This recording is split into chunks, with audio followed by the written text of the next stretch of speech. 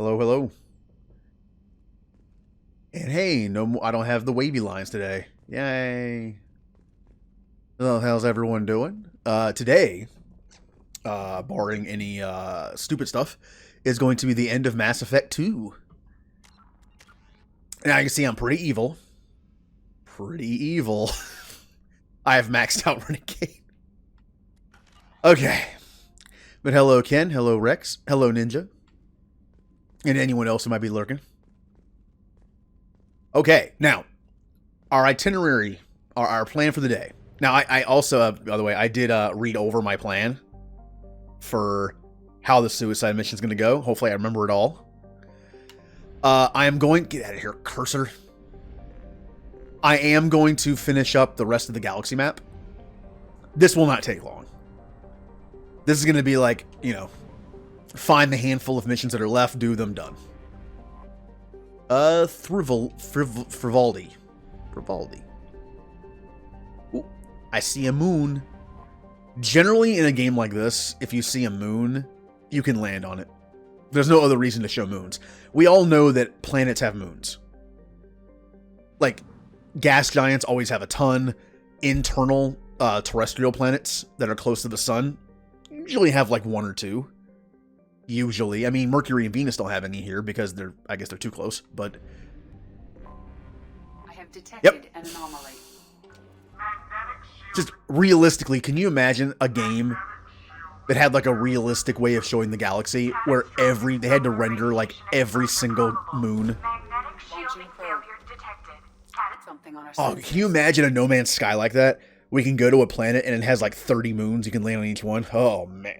That'd be such a big game.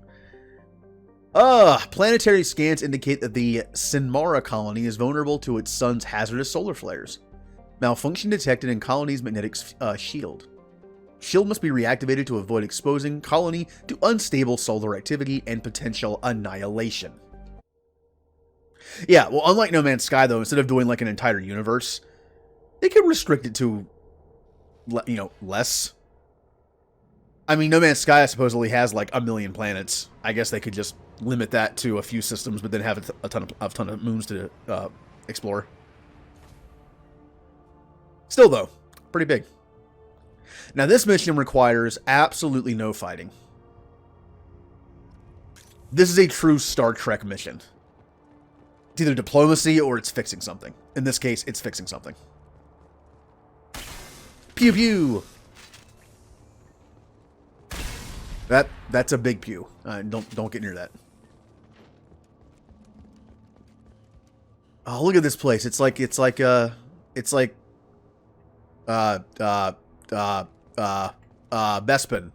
Cloud City. For some reason, I thought of Bespin before Cloud City. Let's see. We got fork. We got, oh, there's too many things spread out. Door. Candy. Circle. Wait. No. For some reason, I couldn't see that one. As you can see, my brain gets a little flustered when the first 5 things that I check are one of each thing, and I have no matching ones. Kind of freaks me out for a second. Now, do I remember how to do this without messing it up? Let's see. Cooling. Turn on. Turn on power. I'm going to guess power first. Nope. Okay, it's overheating. Never mind. It's cooling first. I thought it'd be cool. I thought it'd be power and then cooling, then turn on.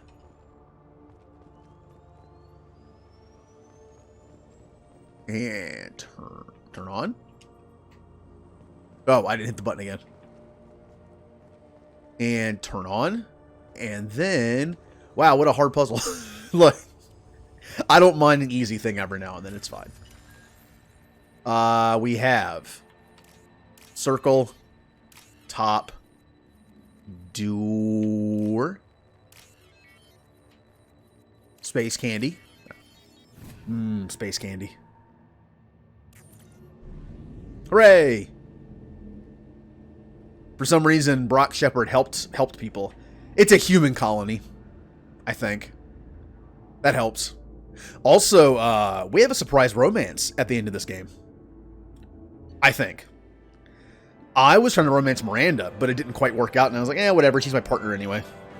With the whole takeover Cerberus thing. But I wasn't planning on trying to romance Jack, but I feel like with Brock, I kind of like how it came out of nowhere playing the game, and it came out of nowhere roleplay-wise. It just kind of happened. Brock is letting his guard down slightly to be in a relationship. Interesting. Brock is evolving as a character. Also, I'm going to check and see if I can talk to her again. That was one mission. Let's see if I can talk to her. I've been having to refresh my Twitch and my browser a lot lately. I'll come back to it after like 10 minutes, and it'll be a black screen, and I have to refresh it. Don't know why it's doing that. Wait, you're not Jack. My brain, I was like, time to do romance time. So I went to Tally immediately. Ooh, thunderstorm. It's a little cloudy here, and a little rainy, but I haven't heard any thunder. That's a plus. Alright, let's not mess this up. Hey. We need to discuss our relationship. I said I want to think about everything. You know what it's like to think you're alone and find out you're not? Pretty much, yeah. You don't have to agree so fast, you fucker. We've done this before, but it might lead to something different this time. I've been a jerk this whole time to her, and we're romancing her. Might as well keep it going. This is getting tiresome, Jack. I thought you weren't the thinking type. What are you getting at, Shepard? Don't 180 on me. Except I'm not going to do that. Relax, Jack. I'm not going anywhere. This is so strange for me, and you just keep pushing. What am I supposed to do with that? You're weird, Shepard. That kind of gets me off. Hey. Okay, at this point, it's just repeating. I'm kind of worried I took too long in this. We need to discuss our relationship. Let's see what happens if I do the top option first. So fast, if you need to think, I can wait. For a while. This is so strange for me, and... No, same stuff. Oh, hello, Artemids. Yay. You know, we always like make fun of Andromeda and how you move in Andromeda. I'm not saying this is on Andromeda's level, it's not. But there is some weird movement in Mass Effect 2 on the ship sometimes. Especially with the neck, if you can get it to work right. Again, nowhere near the level of Andromeda. Oh yeah, also, there might be some Morinth dialogue I'm missing. I'm gonna keep trying Morinth and Jack after these missions. They did fix this to an extent, but in Andromeda, you used to be able to do this this waddle run, where you'd run through a corridor and just like go back and forth real quick, and you would kind of do this like weird waddle with your legs. They fixed it to where it doesn't happen as often, but you can still have it happen sometimes. Shepard, I hope you don't mind, but I just had to get out of those clothes. You've been through a lot. Yeah, it's the same stuff again. I learned hundreds of years you get lonely. Like Neff. You're unique. Yeah. So soon. I think we might have waited a little too long to talk to Morinth, to get Morinth, and to try to romance Jack. I think it might have been a little too late. It's not a super big deal. But I will do a few more missions and then try them again. But today is suicide mission day, so I don't want to like take too long on this. But I don't want to give up on that slight dialogue, because we're not going to have Morinth. I never get Morinth. So I feel like I want to try my best to get that to get that dialogue. Although Jay did tell me in stream last time that the one thing I was thinking about that she says is actually after the game is over. But I have a feeling the romance I have to do before, so I would assume.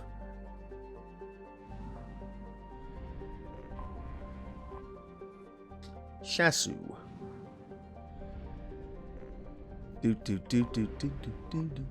Drennan. That's a Pokemon. Yeah, back to that game. Ooh, a lot of planets in this system.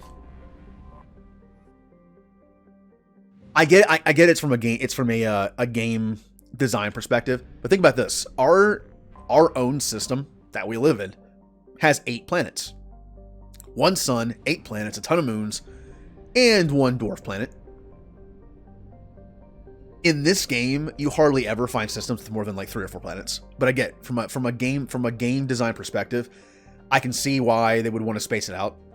not have 9 planets in every single system. It'd be a little overwhelming, I guess. A little too much per system. Spread it out a little bit.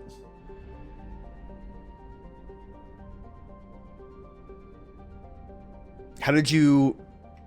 I've always been told that Liara is very hard to mess up. So, congratulations. 50%. Although I have... Because I normally play the nice person, I tend to romance in games without meaning to. My first time through Mass Effect 1, I had that awkward experience where both Ashley and Liara confront you. It's like, hey, we need to talk about this. Oh. Okay, yeah. See, I've done that before. That's how I almost missed out on Conrad's last thing in Mass Effect 1. I forgot to do it in between planets. Luckily, I was able to do it right before Ilos. It was the last time you get to be at the Citadel, and luckily it counted. But yeah, that's so depressing when you find that out. When, like, you forgot to talk to someone, and you're just like, oh no. Dialogue, I missed it.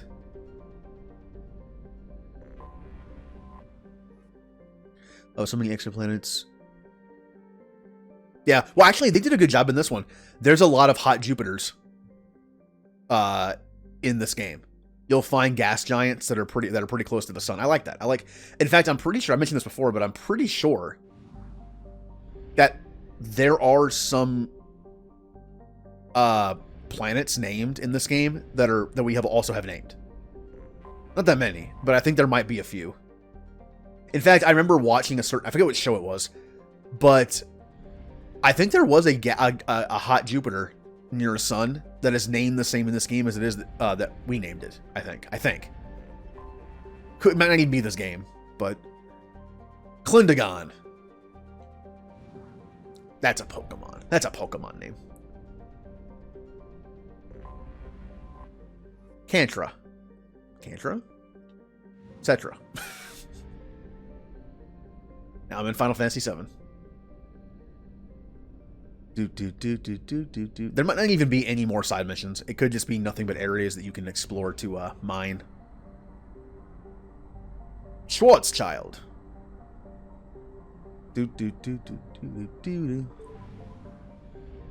Ooh, this one's spread out. We'll start with the first planet. Adahill. Enemies. Yeah, I'm pretty sure this whole area might just be places to scan for materials, which we don't need. Could I get more materials to increase my stuff a little more? Yes, I could, but I don't think it's going to be needed. Of course, in my personal playthrough, of course I scanned every planet and got such a stockpile of resources, I was able to get everything. It's fun. It's fun. Again, you can play your games in different ways. Sometimes it's cool to go through a game where you don't upgrade stuff, so it's harder. Kind of like XCOM. In XCOM, sometimes it's fun to put it on hard difficulty and not research stuff, so it's just even harder. Other times it's fun to just be a wrecking crew and just destroy everything. I've done both.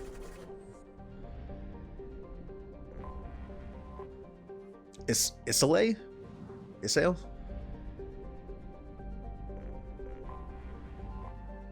Jonas. That's an easy one. It's an easy one. Okay. Look. Side mission. The MSV Broken Arrow. Scans detect a rapidly decaying derelict ship in orbit above planet Jonas. Registration matches the MSV Broken Arrow. Ship's manifest notes violate munitions cargo on... notes volatile munitions cargo... Cargo? Ew. Cargo. Aboard. If left undisturbed, the ship's trajectory will lead it to impact Jonas. Higher probability the crash site will be Farragon, Jonas' largest human colony. It's Batarians, isn't it? It's always Batarians. Oh, a ship with a bunch of explosives going towards a human colony? Batarians. I'm gonna bring Birdman. I don't have names for certain people. Actually, we never had names for Morinth or Jack. I think Morinth and Jack were the two we didn't have names for. I guess I'm gonna bring them then. Fine. Birdman Noodle. Otherwise known as the Wrecking Crew from my first playthrough. Overload. Oh, can't do that. Okay. Warning. Collision with the planet's surface is imminent. I am transmitting a countdown to advise you of the time remaining until Oh, it's the Geth? It's the Geth. It's not the Batarians for once. The robot Batarians. Don't be fooled. Moving the ship to yellow alert. While we see no sign of trouble, I'm not so sure we won't run into Geth this far out. We have to prepare for anything. Hey, Sergeant. How you doing?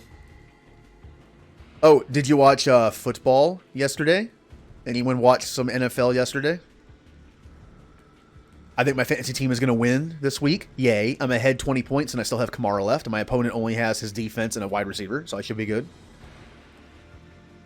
I've been told it's a terrible idea to go this far out towards Geth territory, but these colonies need to defend themselves. Sometimes I think the only thing keeping the crew from shriveling up in fear is the 100 crates of military-grade weaponry on board. A little shore leave when we get to the Nerif system will do us all some good. We have a lot of discoveries. I can't read today. Deliveries to make, and it's not going to get any friendlier right here. Red alert. Moving the ship to red alert. The Geth are attacking. We're ill-equipped for an attack of this magnitude, but we'll do everything we can to survive this. These colonies need these weapons, and this attack is further proof of how dire the situation is out here. This will be the last entry in this log. Given the severity of the Geth attack, I have ordered all hands to evacuate and head towards the colony. Should the Geth succeed in capturing the ship, they also gain control of 100 crates of weapons in the cargo hold. Therefore, I am using my authorization code to scuttle the ship, hopefully destroying the Geth that remain on board. I intend to stay aboard to make sure the ship dies gracefully.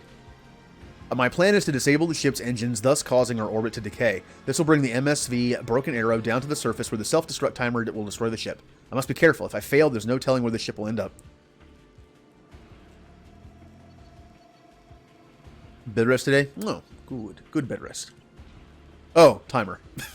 Hopefully the timer wasn't going while I was reading that whole time.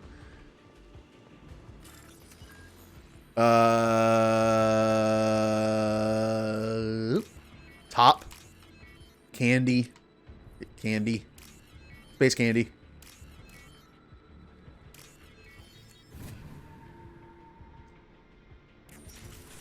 Heads up! Our first combat of the day. Navigation. Offline. Life support. Systems damaged. Hull breach detected. Local atmosphere venting to space. Failing. Engines disabled. To restore power, re-engage the power couplings. I have a friend who is in a couple leagues, and he has Dak Prescott in all his leagues as his quarterback. And he sent me a message like, oh, Dak's hurt. It's like, oh, how bad is it? He messaged me back saying, pretty bad.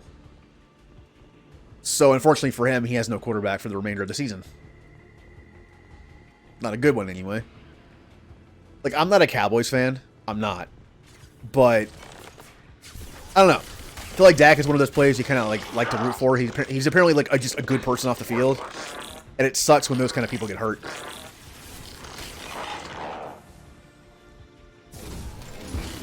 And I saw a replay of it. It wasn't pretty.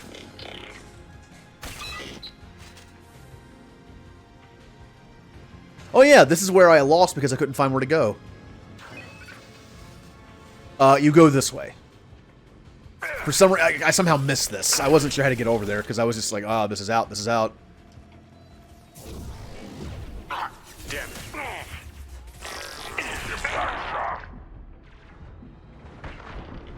Yep, nah, whatever. Running. And again, hopefully the suicide mission stuff is in my head still. That way I can have it play out the way I want to. Oh, you already got him. Oh, no, I missed it. I missed it. Get back down there before enemy spawn. Get off the wall, Shepard. Ah, got that Velcro back. Oh, really? I got interrupted by bullets. Alright. So annoying. I'm trying to do this. Leave me alone. Stop. That's not going to do anything. Stop. I'm just trying to get my work done. Leave me alone. Light him up.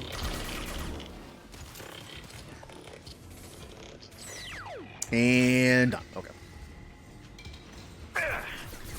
The thing is, I almost had Dak Prescott on my team.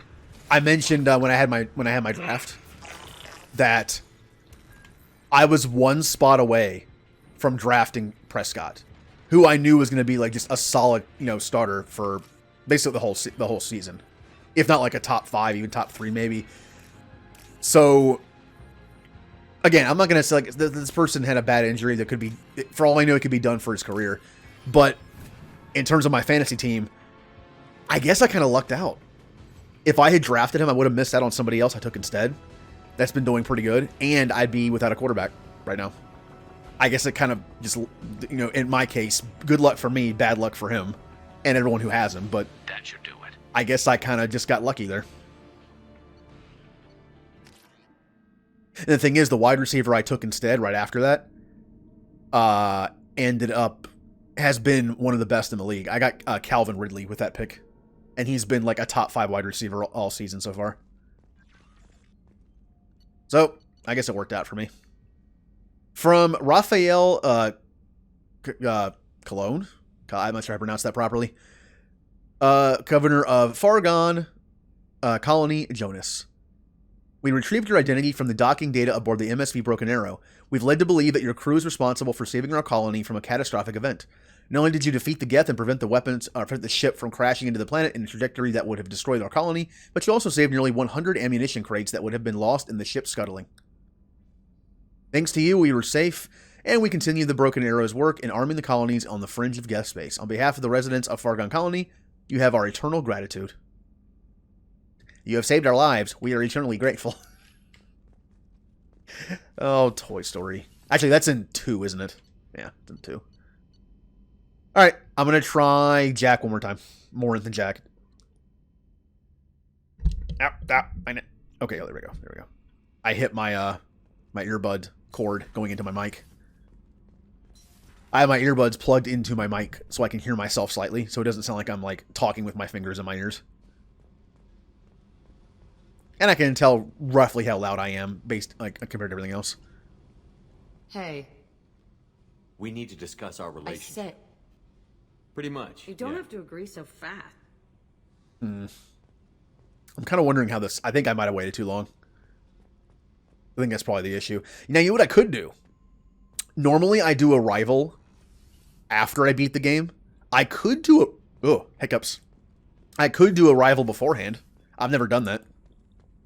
Actually, a rival has one of my favorite slight differences depending on where you do it. If you do a rival after you beat the game, like most people have done, like I did, the first time especially, since it came out after I beat the game, at the end of the thing, you'll see Harbinger. And Harbinger will talk his normal Harbinger trash, where he's like, I'm going to beat you, you're insignificant, blah, blah, blah.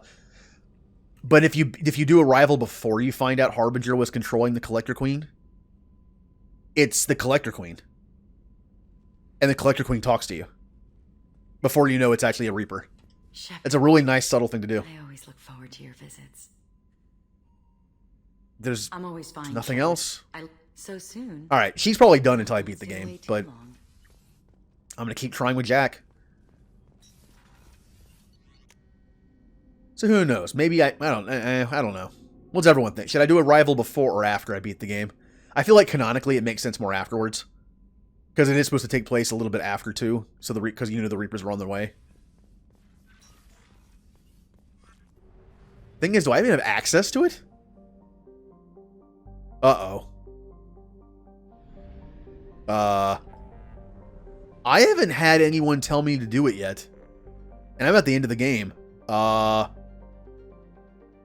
It's installed. The same stuff is installed that was the first time I did it. And I was able to do a rival.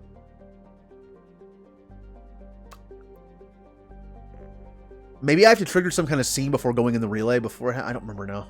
Well, let's finish doing the map first. Alright. Interesting. Now, I've said before, one of the reasons why I want a Mass Effect remaster is to have all the DLC built in, and I have to worry about the stupid, like, DRM Cerberus connection you have to have in this game. It just has issues. What? Interesting, there's something there, it's hiding. But yeah, his injury, it was just a regular tackle. It was just really bad luck. The positioning of where his ankle was when the person landed on him. Anomaly detected. Canalus. Ooh. Mission.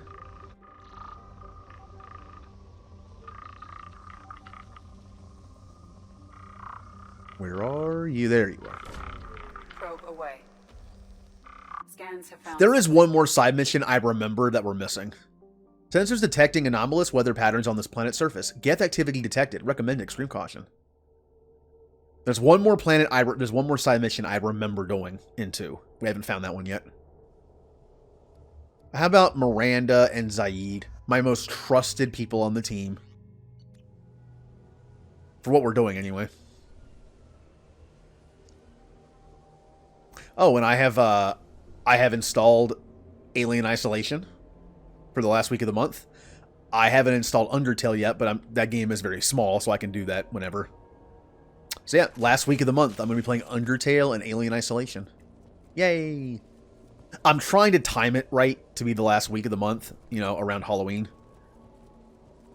But I've been told Undertale can take anywhere from 4 hours to like 12. And Alien Isolation's average time was like 20 some hours, which would be like 3 or 4 streams. 4 streams.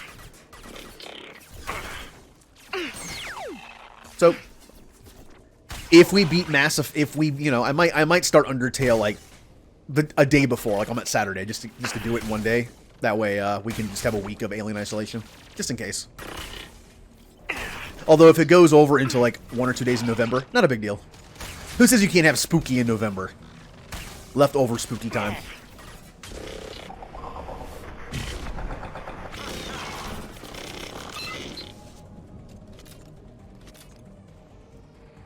Ooh. That looks a lot like the end of Mass Effect 3, doesn't it? Maybe it's a similar, thing.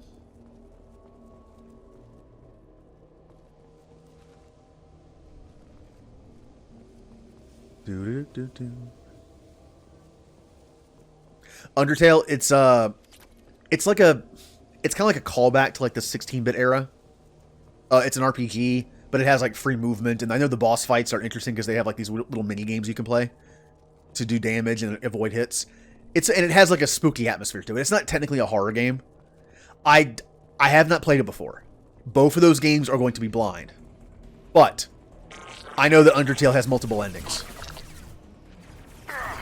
and just like any first playthrough of a game that has multiple endings based on how many things you kill, I know that much. I'm just gonna play the game like I normally would, not knowing anything, which means I'm gonna kill enemies.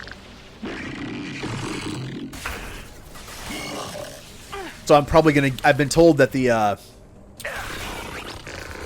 genocide ending, which is just kill a lot of people, basically, kind of like something like Dishonored does. In Dishonored, if you have a ton of people dead, you've killed too many people, the ending's kind of dark. And if you don't kill anybody, the ending's happier. But I'll probably get the genocide ending, just knowing me, the first time through the game. Also, again, I've been told the genocide ending is the spookiest.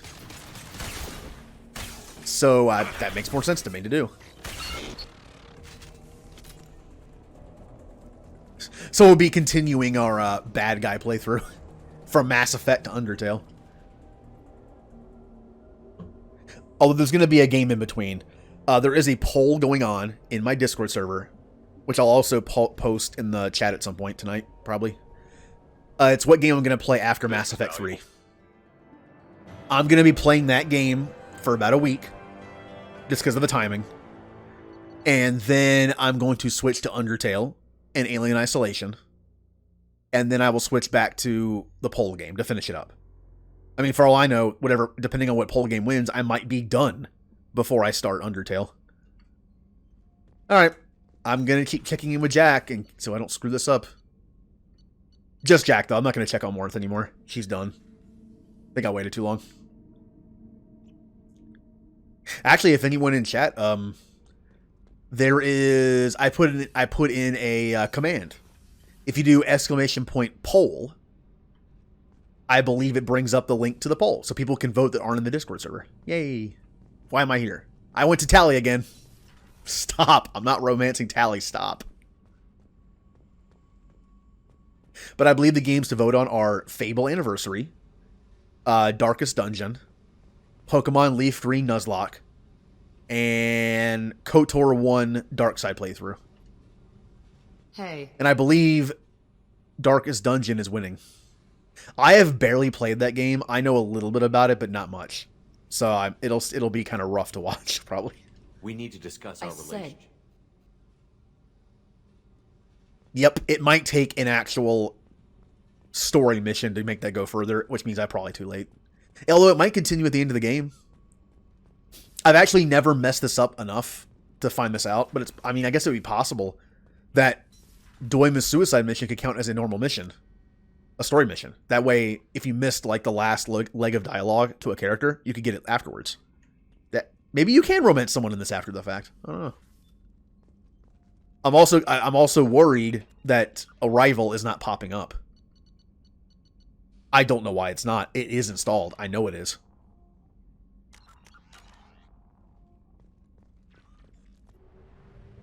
So weird. I know you can do it before the end of the game too, but Ciano. I'm missing a planet. There it is.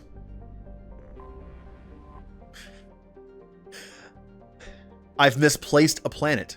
How embarrassing. How embarrassing. God, somewhat quoting episode 2 there. You know, I used to personally think that episode 1 was my least favorite of the prequels. I think episode 2 replaced it over time. I think that the pod racing and the end fight kind of bumped it up a little bit for me. Oh, over 2 at least. I mean, it still goes, instead of going 1-2, it goes 2-1 for me, but it helps that 1 doesn't have one of the cringiest romances I've ever had to watch in a movie. I don't like cringe. I don't. And having to watch Anakin and Padme interact in episode 2, oh man, I just, oof. If I ever rewatch the prequels, I should someday because I haven't seen them in forever. I've actually only seen episode 3 once, and it was in theaters. So it's been a long time since I've seen that. But I would probably skip the romance scenes. I don't think I could take it. Also, is there a system I'm missing here? Let me get some gas.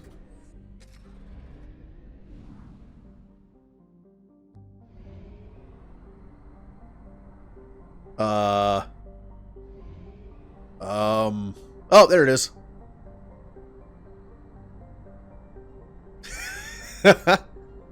People say that episode 3 is actually pretty good, even better than maybe Return of the Jedi for some people.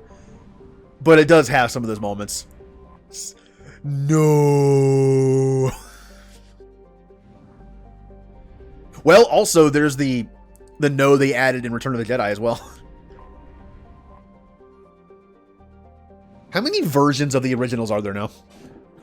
There's the original cut, then there's the home release, which I think had like maybe 1 or 2 small things changed. Not just A New Hope having a name A New Hope. I think there might have actually been some slight changes in some way, besides just that, from the home release, from the first home release. Then there were a couple other little changes, I think, at some point. Then there was the special edition.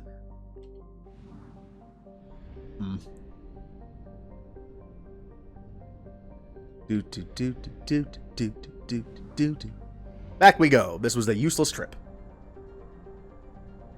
Only half our fuel remains.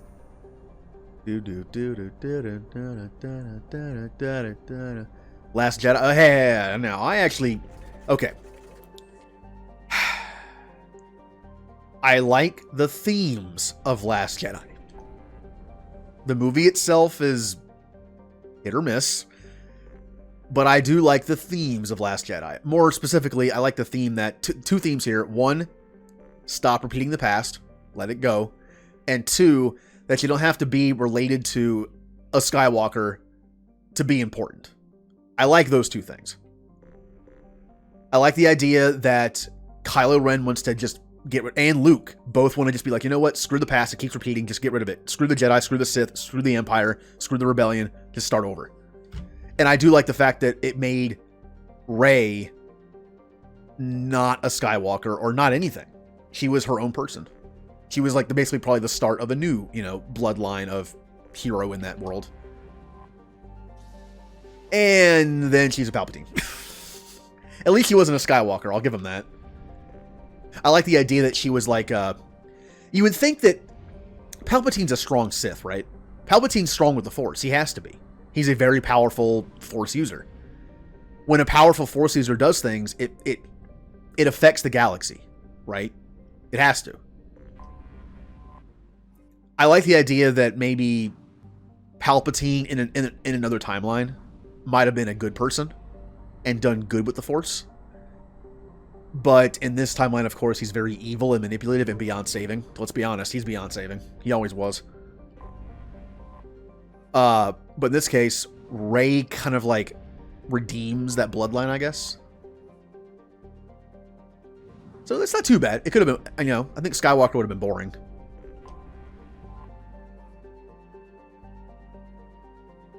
Well, also, they made Finn kind of a coward.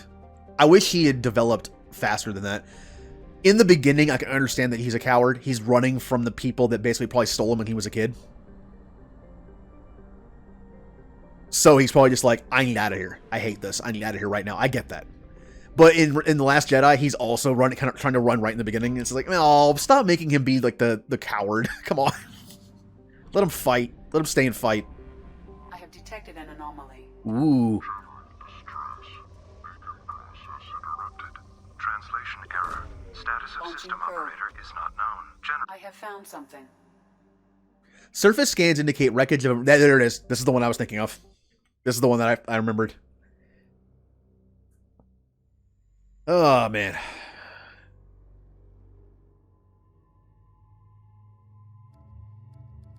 I'm going to bring some tech people because I know this mission is robot-based. Yeah.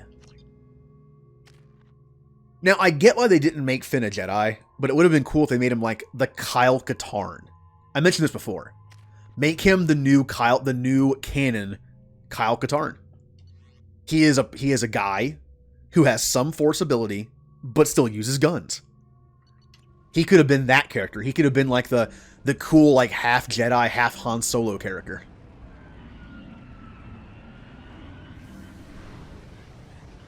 Which, by the way, I love that idea. I love the idea of a character in Star Wars who's like half Jedi. They can use Force abilities somewhat, but they're not too great at it. They only use them to get by, but still uses guns and stuff, blasters. She did. She did. Basically to honor the Skywalker line, I suppose, rather than honor the Palpatine line. Maybe having the last name Palpatine wouldn't be so good moving forward.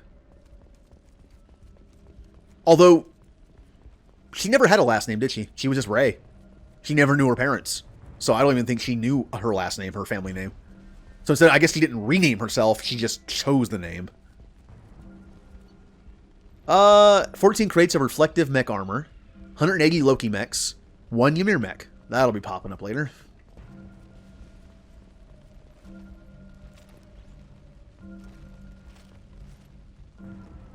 Multiple hostiles powering up at your location. Trenton, we've got a problem in the cargo bay. Marcus says the mechs and the containers are activating and self-destructing. Go check it out. The robots are exploding again. Go check it out. Can I not? Why am I trying to use this? I know it's the Geth shotgun. I know it's good at long range, somewhat, but I need to really stop doing that.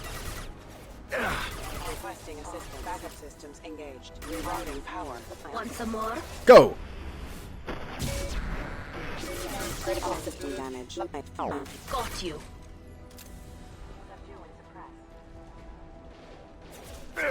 Ah. Whee.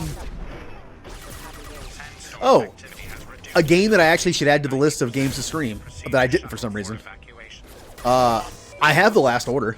I bought it when it was half off like 6 months ago. I played it on my own a little bit, not much. So maybe I should put that on the list. But oh, I actually didn't finish the list on Sunday. I did add some games. I added my 360 games and some digital stuff on Xbox. But I didn't add everything that I have on other consoles, so I need to do that. Ow. Oh, it's a robot friend. Uh-oh. Wait, did you just zap me? Oh, what is happening? He's limboing. What's happening? That's kind of creepy looking.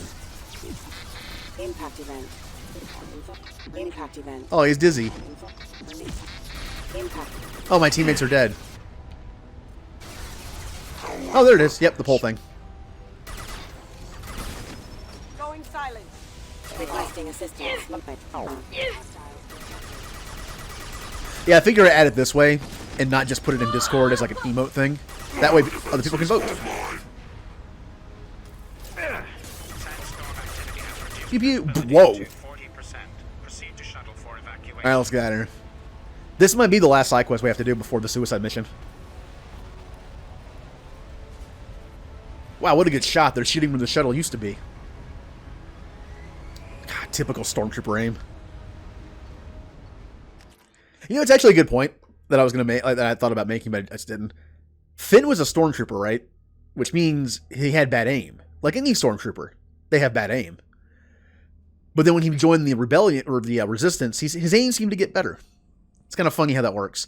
You could chalk it up to maybe like the original Stormtroopers were just trained very poorly because there were just so many of them, like just bulk training classes, I guess. Just their bodies, throw them in there. Maybe the Order had better training.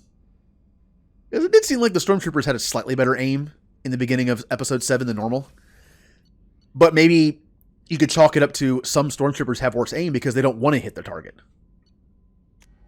Like, they legitimately are afraid to kill people. They don't actually want to hit their target. So they just miss on purpose.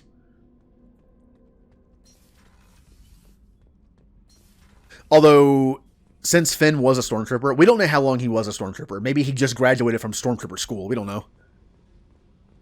With, a million other people. In those big, bulky classes.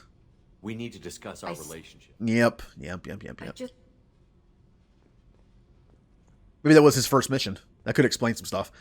But I was talking to someone about Stargate Atlantis and then SG-1. We got into SG-1. The idea that sometimes you forget some of your favorite characters in movies and games and shows have a messed up past. Like, I love Teal'c, the character Teal'c from Stargate SG-1. But sometimes you forget, as funny as he can be in his like sense of humor, the way he is, and just how cool he can be, how badass he can be. He killed a lot of innocent people when he was First Prime to Apophis. So, you kind of tend to forget that. So I was wondering, like, if that was Finn's first mission, then he probably hasn't killed anybody. But I was wondering, like, if he has, how well does he carry that?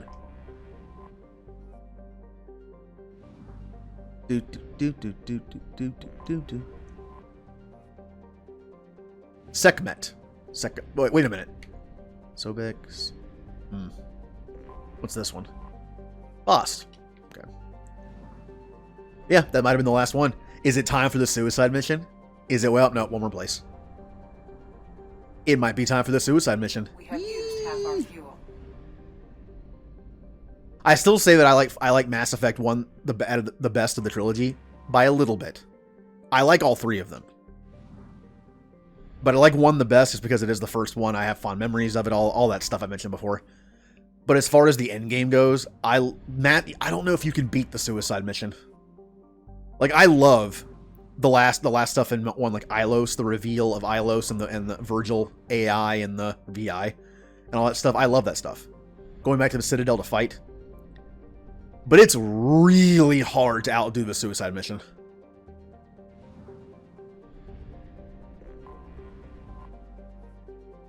I feel like 1 overall is my favorite, 2 has my favorite ending, and 3 has some of the best story missions, just because they're so epic. Like the moments where you save the Krogan, the moments where you deal with the Quarian and the Geth fighting each other. There's so many amazing, like, big moments in 3. So I guess in a sense I like all 3 for different reasons. 1 overall, 2 the end, like more the ending and the loyalty missions, of course, and 3 just the overall ridiculousness and like of some of that stuff. Oh, a new mission. Let me get some gas first.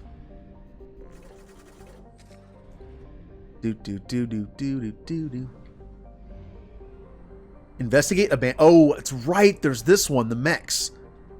The mechs that were going insane. Like they came from here. That's right. Jerahi Station. I hit the leave button. Jerahi Station. Let's hit the right button this time.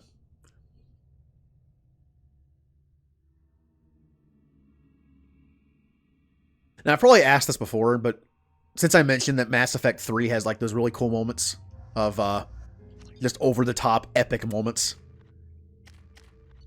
what's everyone's favorite like arc in that? You like the Krogan one? Do you like the Quarian one? Do you like the Asari one towards the end? And then like the end game stuff as a whole. My personal favorite is, as much as I like the Krogan stuff, my personal favorite is the Quarian stuff, just because I'm a sucker for Quarians and Geth, and having them both in the same like plot arc, that part of the game is just I can't not vote for that. Oh yeah, this place. Oh yeah, there's gonna be one more after this. There's a factory somewhere. At my suggestion, we have cut power to all systems, save critical life support, in hopes that disabling these systems will deny the VI the resources she needs to kill us. This is a temporary solution. We cannot last this out on our own. Well, we're a little late.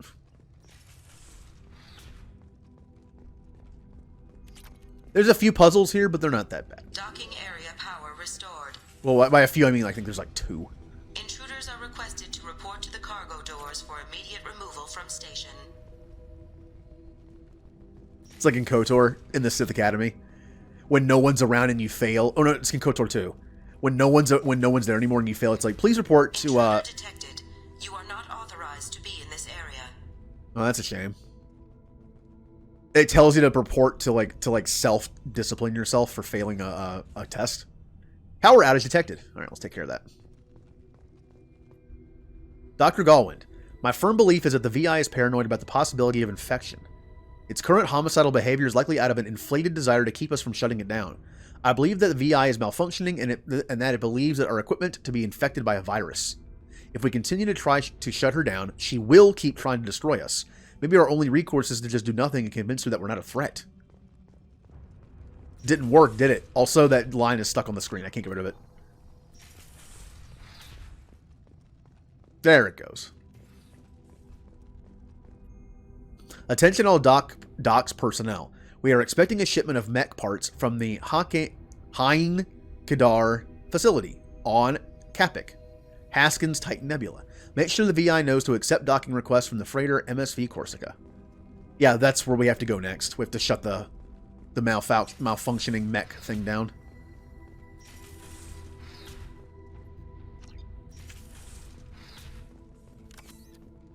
Okay, I believe this room has one of them. Maybe. Living area power restored. Guess not. The living area doors have been closed to quarantine a threat to this station. Advise intruders to engage self-destruct procedures to Here it avoid is. death by starvation. 3 doors enabled. All doors disabled. 2 doors enabled. 3 doors enabled. 1 door enabled. I don't know what I'm doing. 1 door enabled. 2 doors enabled. All doors disabled. 2 doors enabled. All doors disabled. 3 doors enabled.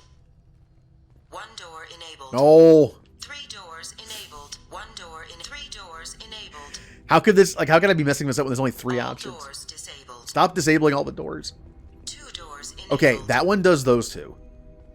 5 doors Oh, enabled. well. Simple enough. We win!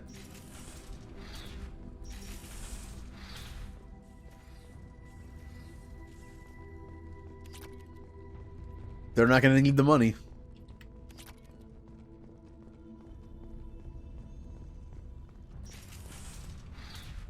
Yeah, that's what I... Yep. That, I mean, honestly, with something that simple of a puzzle, as simple as in, like, it only has 3 things to hit, you might as well just mash it, and you'll probably get lucky. That's what I've done every time. So that was puzzle number 1. Intruders intentionally violating quarantine are requested to exit the station immediately.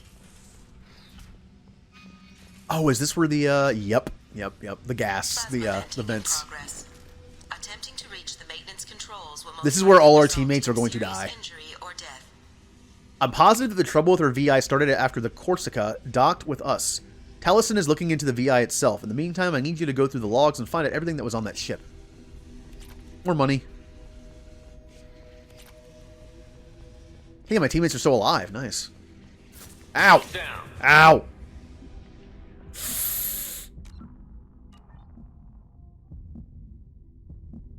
I am so close to death. I was so close to death. Oh, I am amazed I didn't die. My teammates died, though.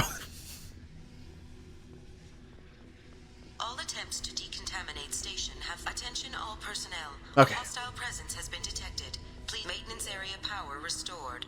Teammates, you are alive again. Unfortunately, after the suicide mission, I won't be able to just hit a button to bring them back. Oh. Okay, to anyone who thinks that the suicide mission is going to be just a giant, like, grave for that, no. In fact, not that I think less people are going to die than you think. But I have my reasons for that, so. My manipulative reasons. One more door, right? Yeah.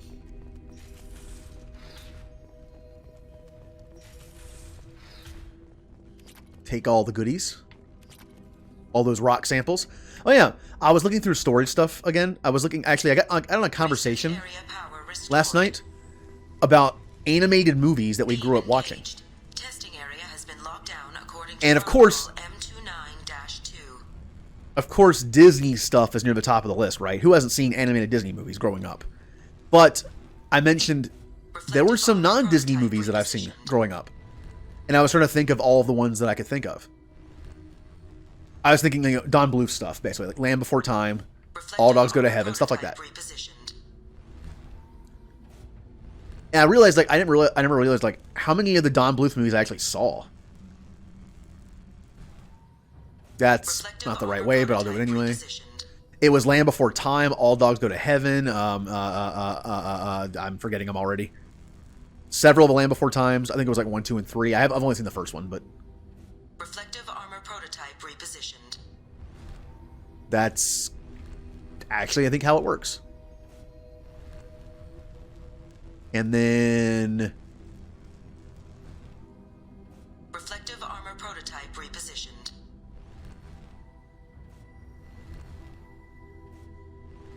Testing Yay! has been unlocked. well, we got on this conversation because Take this opportunity to leave the station immediately. when I was watching her stream, how do I get in there? When I was watching her stream, she mentioned a song name. She mentioned part of a song that I recognized from a movie called We're Back. We're Back.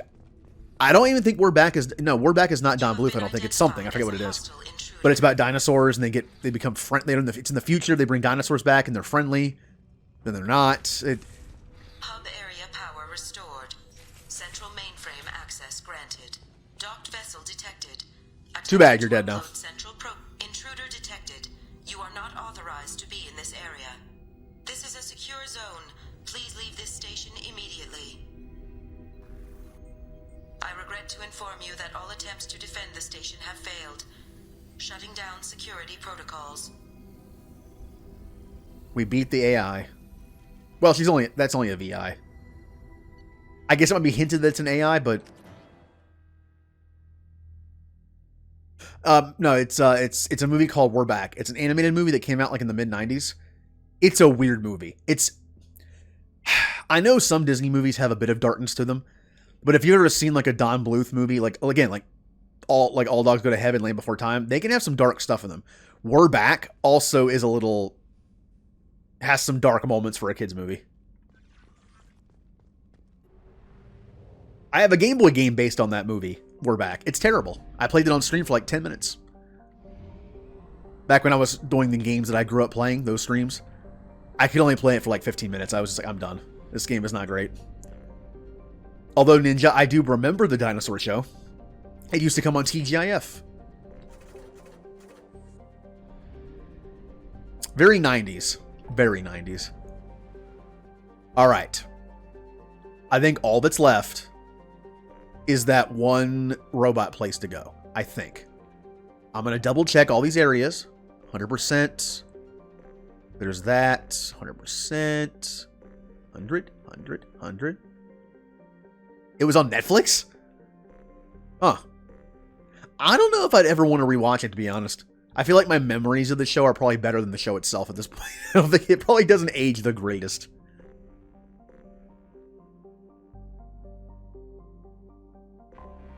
Alright. I mean, certain things age well, certain things don't. And we are here.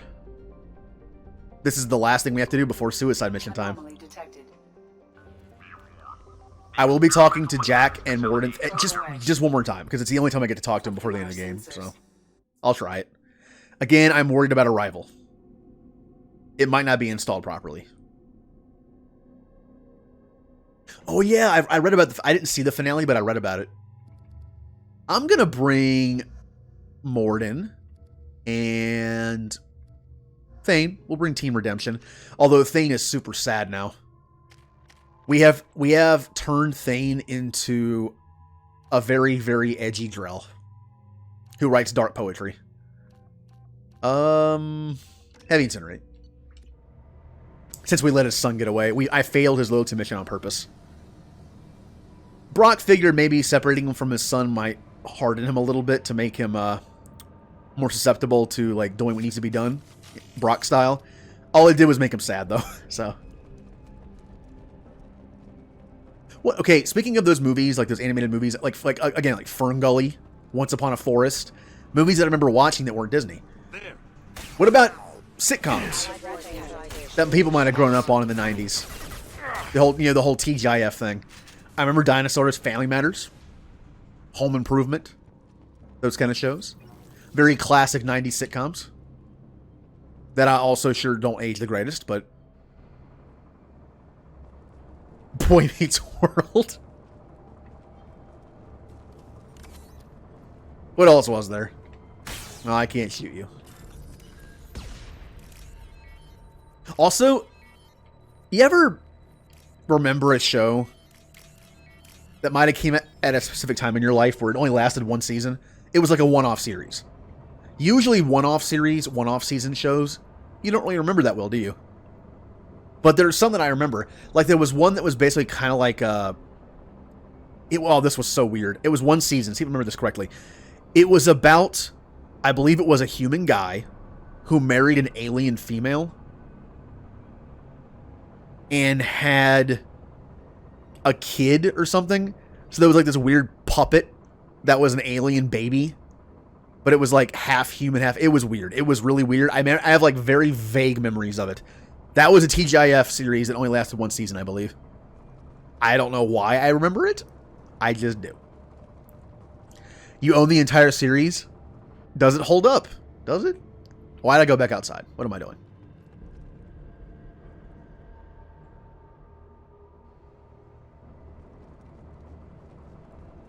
I was going to read this. Our new circuit board supplier has issued an immediate recall on the MX7552A-4A obedience processor, which has been found to cause systematic breakdown of associated components. We have begun the search for a new supplier. In the meantime, discontinue the use until further notice.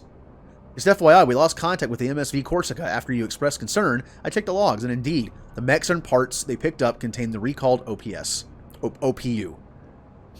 We know the Corsica was headed for the Jarare system, Jarare station in the Strabo system, but we can't seem to contact them. I hope they're all okay, but I think it's all we can do at this point.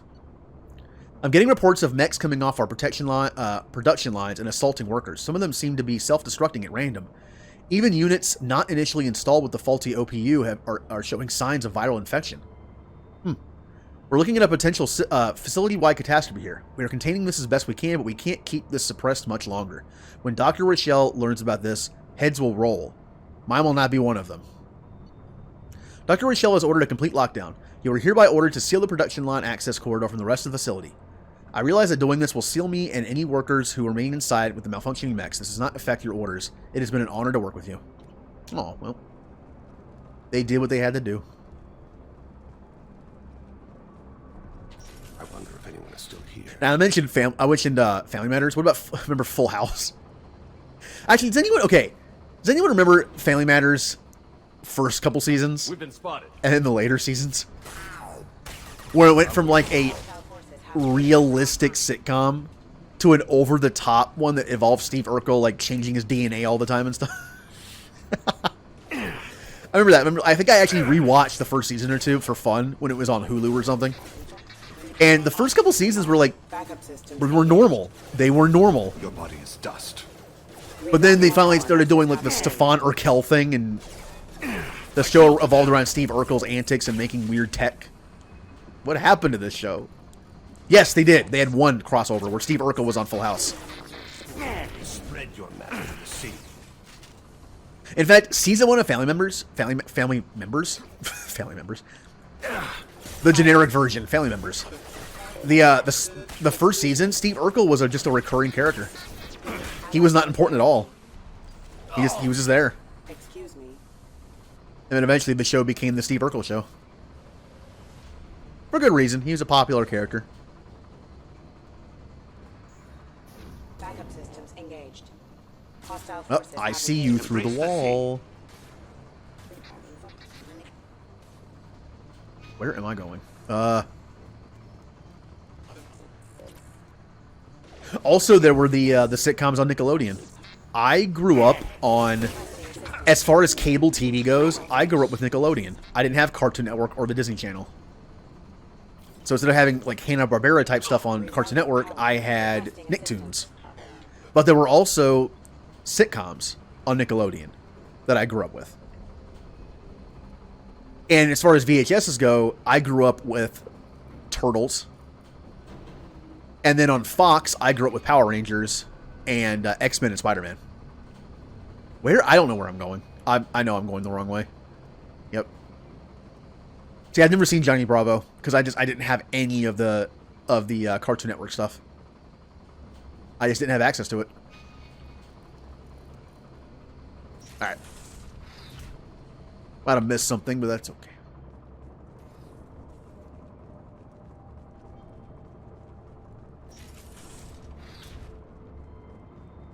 Whoa, that's a good sign. Alright, shut it down.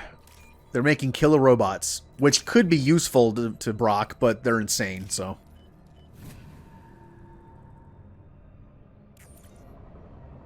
Legends of the Hidden Temple. I used to watch that a lot. As far as like all the contest shows go, like all the you know, whatever you want to call them.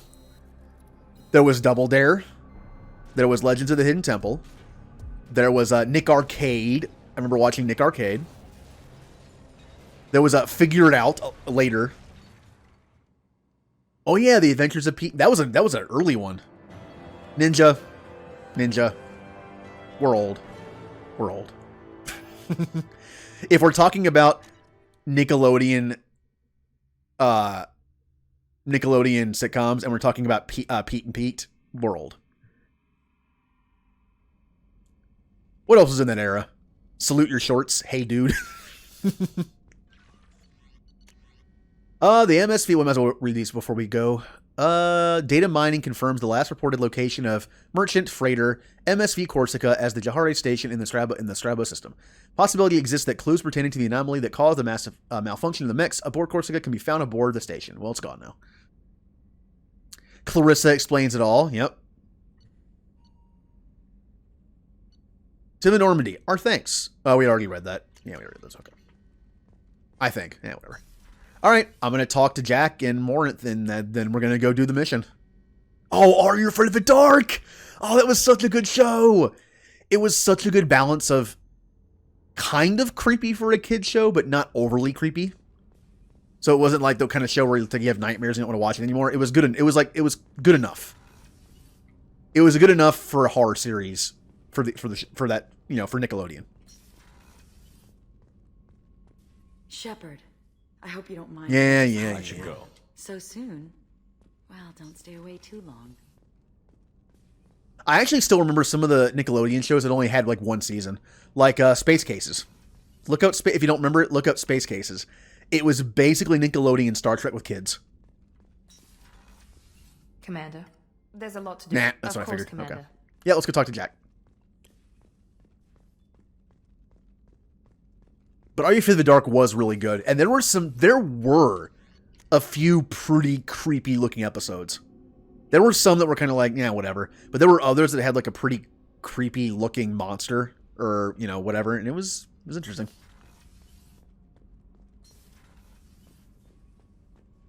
Ah, man. Hey, Jack. Hey, We need to discuss our relationship. Let me take a look at the investigation Hey. thing. Nope. Okay. I should go. Good. I can't take much more of your face anyway. Oh, come on. I can't help how my face looks. That's not true. I can help how it looks in this game, but... is Are You Afraid of the Dark on any streaming service? I would actually kind of like to watch some of it. Yes. Joel State played one of the characters. She played... what was her name on there? I don't remember. Her name of her character was like Katarina or something like that. And she had that invisible friend that ends up being not invisible in the second season because Joel State left the show after season 1. It's right. It was two seasons. It was 2 seasons. Or it was just one season that was long and broken up in between. I don't remember. But yeah, when I saw Joel State in... am I pronouncing her name right? I mean, I'm assuming it's probably State. When I saw her in Serenity, I haven't seen Firefly, but I saw Serenity and I was like, she looks familiar. And then I saw Stargate Atlantis. And I was like, oh, it's that actress again. And that's where I remember her from, was that.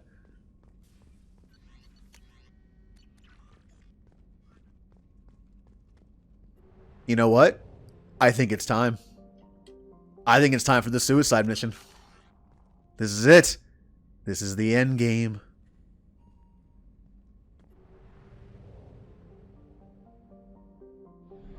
Do. Now, do I remember everything I have to do to make this mission turn out the way I want it to? Maybe. Oh, the fact that Arrival isn't here is still worrying me. But worst case scenario, we don't get to do it. Hanging with Mr. Cooper. Wait, that wasn't Nickelodeon though. That was that ABC? Was that a TGIF thing? I think it might have been. Still though, sitcom that I watched. Do. Oh, this is it. The Omega 4 relay. Please confirm destination, Shepard. The Reaper IFF is online, but there is a chance that the Normandy may not survive the Omega 4 relay. Once we are en route, we are committed. Pretty sure we're ready. The collectors are about to find out what happens when you piss me off. You got it, Commander.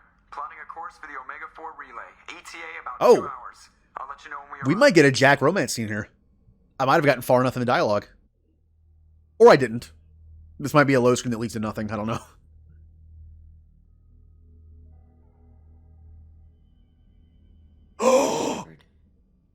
I wasn't expecting you, Jack. I was thinking about you, and maybe you're right. That I need... I mean, I got through most of it by doing the bottom option because I'm a jerk. I kind of have to continue it. But I feel, again, I would never do this, but it's Brock, so I gotta do it. You're the one who walked away. I know, okay? Maybe that wasn't right, but I'm trying. See, if I do this, it probably cancels it, so now I have no choice, but... It's all right. No more questions. And this is why I kind of consider Jax to be more of a Paragon thing.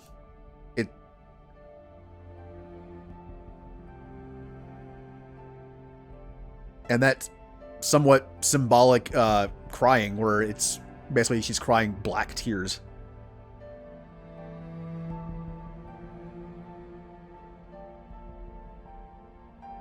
Yeah, that was... Again, if I ever romance Jack again, it will be in a Paragon manner. I feel like that's what that should be.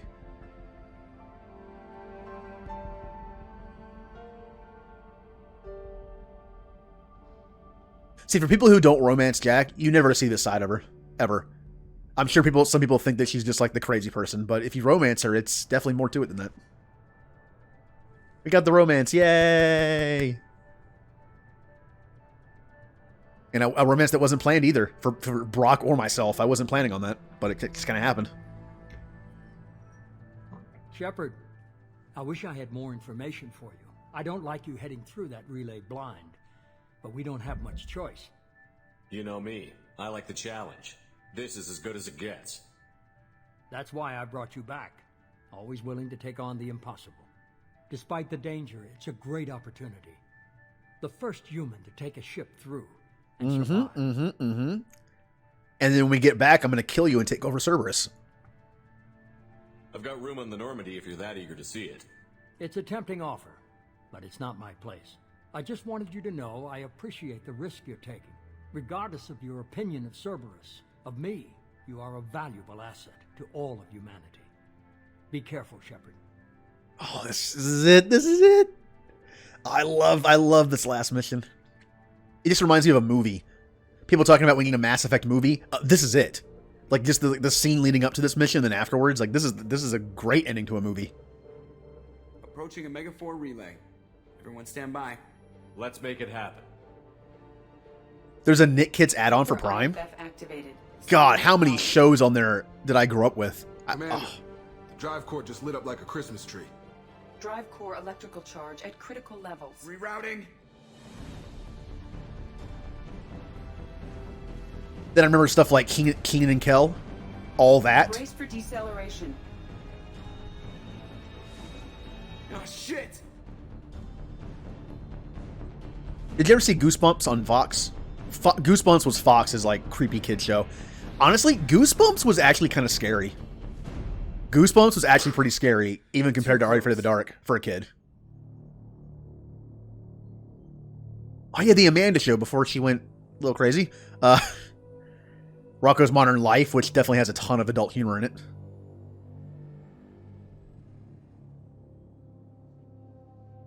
Ooh. These must be all the ships that tried to make it through the Omega 4 relay. Some look ancient. I have detected an energy signature near the edge of the accretion disk.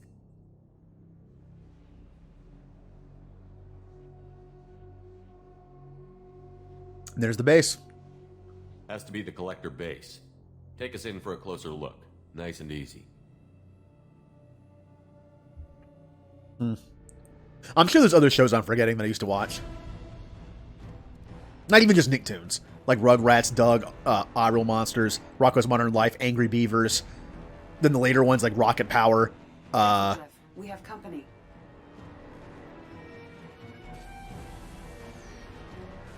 Taking evasive maneuvers.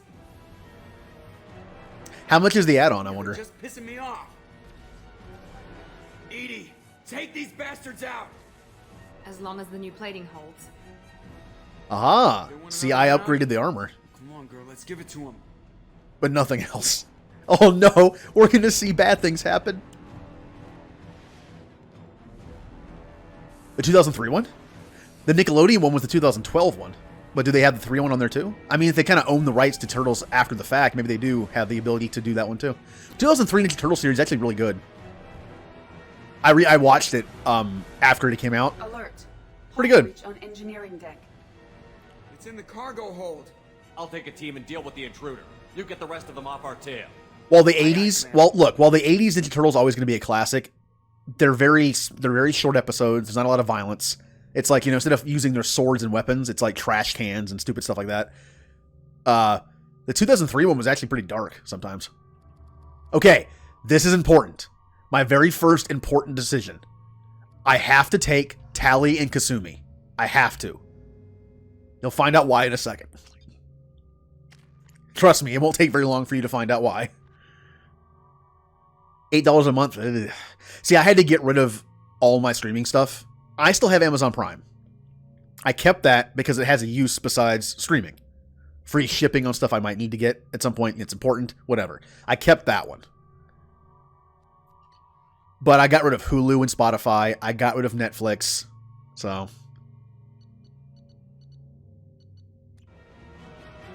Here we go.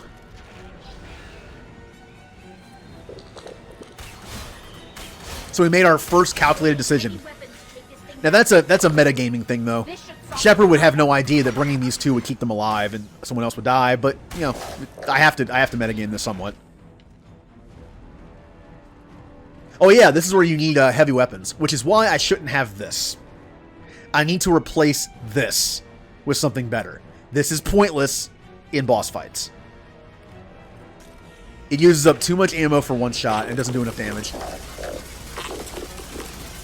This is also where I miss being a tech person.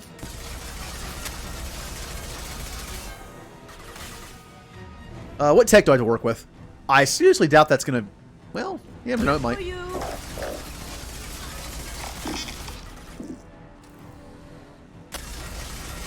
Pew pew! We're sitting ducks out here. I have to try to lose them in the debris field. Go for it. Oh no! Oh no! Here comes one!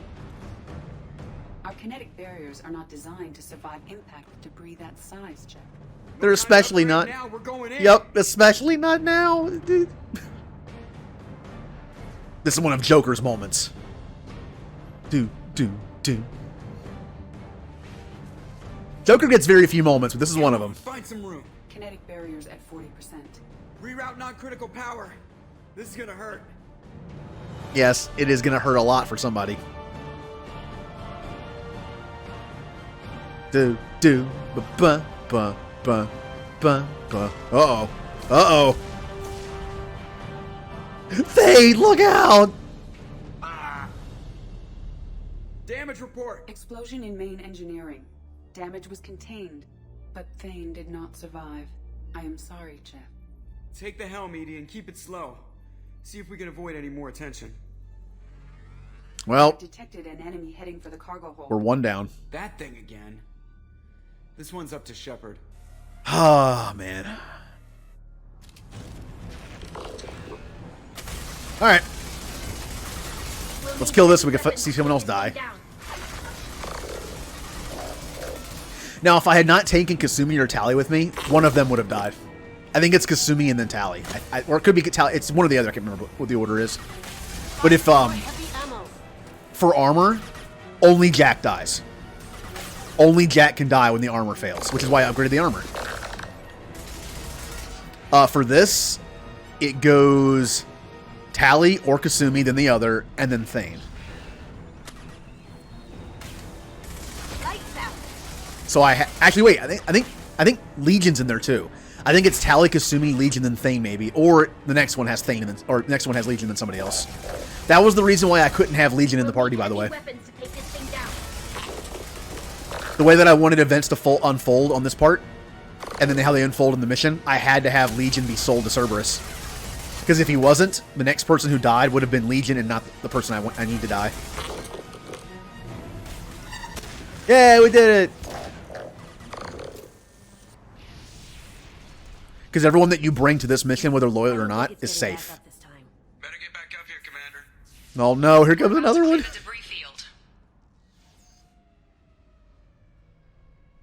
Ah, man.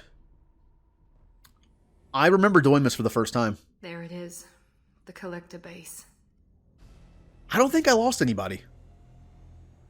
If I did, I think it was the second fire team leader. Without drawing attention. Too late. Looks like they're sending out an old friend to greet us. There it is, the one ship that they have. But yeah, I'm pretty sure the second fire team leader died in my first playthrough. I just reverted the save. Because I didn't know you could bring just... It's either Miranda, unloyal, or Garrus or Jacob, loyal. Those are the only 3 options you have for second fire team leader. Cool thing is Miranda can be unloyal and it still works out for you. She doesn't die. The only way Miranda can die, I believe, is holding the line. Or going to the last mission unloyal. Going to the last boss fight. Getting close. Point blank. Right down their throat. Everybody hold on. This is gonna get ugly. Oh no. Here it comes. Why would you even... This kind of Shepard, why would you not... You miserable sons of bitches! Why would you not upgrade the weapons? Oh, it's like Independence Day. I'm back. They got Garrus. That is such an anticlimactic way for Garrus to die. He got killed by a steel beam. Field generators are offline. Edie, give me something. Generators unresponsive. All hands brace for impact. Garrus got killed by a steel beam in the ship. What a lame way for Garrus to die. Look, I said that Garrus had a mean streak in him, but in the end, he had that conscience.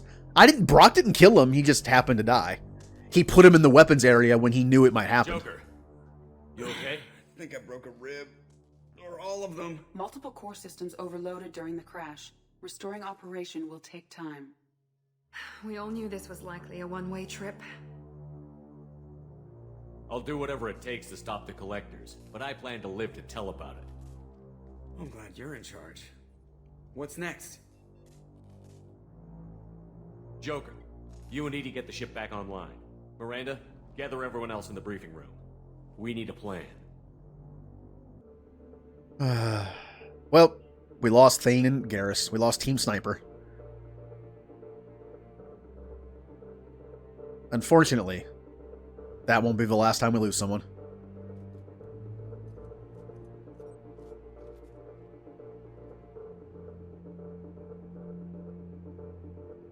Oh yeah, that scene also shows Tally, which is weird because Tally can be dead there. This isn't how we planned this mission, but this is where we're at. We can't worry about whether the Normandy can get us home. We came to stop the collectors, and that means coming up with a plan to take out this station. Edie, bring up your scans. You should be able to overload their critical systems if you get to the main control center here. That means going through the heart of the station, right past this massive energy signature. That's the central chamber. If our crew, or any of the colonists, are still alive, the collectors are probably holding them in there. Looks like there are 2 main routes. Might be a good idea to split up to keep the collectors off balance, then regroup in the central chamber. No good. Both routes are blocked. See these doors? The only way past is to get someone to open them from the other side. A few well-placed explosives should clear a path. There is insufficient ordnance on board to create an explosion capable of damaging the interior walls. If we can't blast our way through, then we'll use stealth. Someone could sneak in through this ventilation shaft here. Practically a suicide mission. I volunteer. I appreciate the thought, Jacob, but you couldn't shut down the security systems in time. We need to send a tech expert. Oh, do we now? Your call, Commander. Who do we send into the shaft? Do we have to send a tech expert? I wonder. You know, he did volunteer for it. So I think it's fitting that we send Jacob. Jacob, you volunteered, so you're up. You got it, Commander. The rest of us will break into 2 teams and fight down each passage. That should draw the collector's attention away from what you're doing. I'll lead the second fire team, Shepard. We'll meet up with you on the other side of the doors. Not so fast, cheerleader. Nobody wants to take orders from you. This isn't a popularity contest. Lives are at stake. Shepard, you need someone who can command loyalty through experience. Okay, now, I actually don't remember who to send on this one. Does it even matter? Oh, no, that's right. If you send... This doesn't matter. Who you send here, if you send a person here and they're not loyal, your tech person dies. The fact is, the tech person's already dead because I sent someone other than Kasumi, Tally, or Legion. So it doesn't matter who I make the leader right here, at all. Because this decision only accounts for the death of your tech specialist. That's it. Not this person themselves. So I can send whoever I want. Who wants to be? You know what, Miranda? You're really my second in command. But I believe I send you later. So no, I don't. Miranda, you're in charge. Miranda's right. She should be in charge. I won't let you down, Shepard. Yeah. Once we're in, they're gonna throw everything they have at us. If we're weak, if we're slow, if we hesitate, we'll die. The Collectors attacked our ship. They took our crew, our friends. They think we're helpless. They're wrong. They started a war, but we're not here to finish it. We're here to make them regret. To show them and everyone else what happens when you go too far. No more running, and no more waiting. Let's hit them where they live. Reference the math. Show your work. Complete this Mass Effect word problem. Show your work. Oh no. Oh, no, I don't like to look at that. Oh well. I believe this also doesn't matter at all either. So I can take whoever I want. So I'm going to take Jack and Saeed. Yeah. All right. Get rid of the cane. It's fun, but I need something better.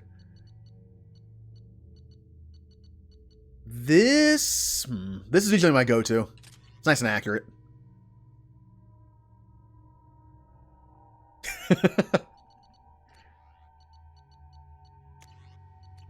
Jack. That's fine. I'm fine with that. Let's do it.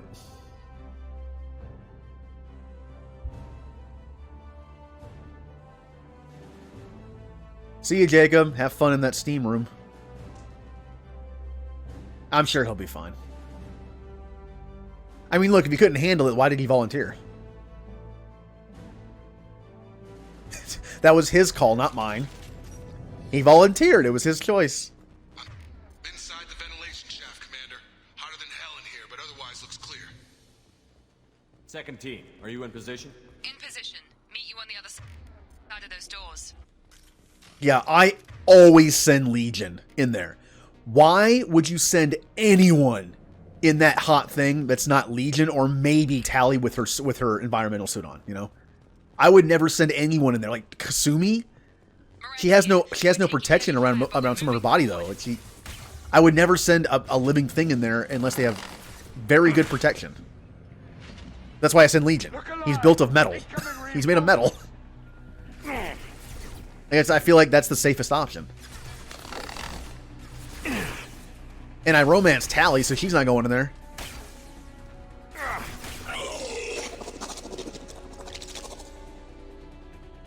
Alright. I can take that. Good job, Jack. Now, have I missed any of the things yet? I don't think I have because I haven't started yet. Okay, here we go. Here we go. Let's see if I don't skip one this time, like I did last time. I'm stuck. Something's blocking the pipe. Looks like some kind of gate. Gotcha. The gate is open. Moving forward. Direct control. That was a terrible shot. Put him down. The harbinger of your destiny. Get him, guys. I'm blocked again. You need to find another valve out there. Whee! Eat that. All right, Jacob, keep going. Damn! Just a little heat, you can take it. Miranda here. We're making good progress. Meet you at the rendezvous. Typical Zaid raining fire down from the sky. I know you feel this. Ah! Looks like another one of those things in the way. There we go. All clear. Moving on. Come on, Jacob, you can do it. Just stay alive until you're done. Then you can die if you want. We're in position, just waiting for the doors to open. Whoa! They got me in a trap. Oh no, it's a Home Alone trap or something. I'm stuck. I'm stuck. Can't reach the target. Come on, why? Why does this game hate me? I need to save it more often. I really do. Yeah, that was just like an elevator into the ceiling. At least the autosave was right there. It's nice. Don't touch that. Be careful, Shepard. They have traps here. Don't touch of the wall. Some of the walls. They'll get stuck.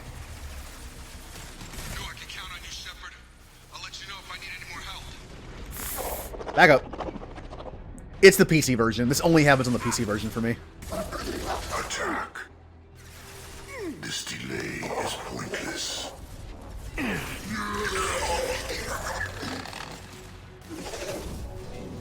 Whee! Oh, I missed it. Did I miss one? Or is that the next one? Assuming control. I'm blocked again. You need to find another valve out there. I got my own problems, Jacob. You just gotta hang tight. Just have some fun, you know? Again, sauna. Who doesn't like a good, comfortable sauna? Hurry, Shepard, it's heating up in here. Okay. I'm a-going. The gate is open. Moving forward. So, I don't remember my choices the first time through, but what's everyone's, like, go-to choice for stuff? Like, my tech expert is Legion. We'll go over them as I pick them. How about that? I always pick Legion for my tech person, because, again, he's made of metal. It makes the most sense. He can be rebuilt a little bit. Other people can't. They could have like severe like skin and tissue damage on the outside from the heat. Legion might sustain a couple of melting point there, but he can be rebuilt. It's fine. He doesn't feel it. I'm waiting on you again, Shepard. Don't leave me hanging. And fire team leader, Garrus, every time. Again, Garrus, Jacob, Miranda are the only three you can pick that don't get them killed the second time. But I always pick Garrus the second time. The first time, knowing that it doesn't matter who I pick as long as they're loyal. I sometimes pick different people for that one. Oh, no.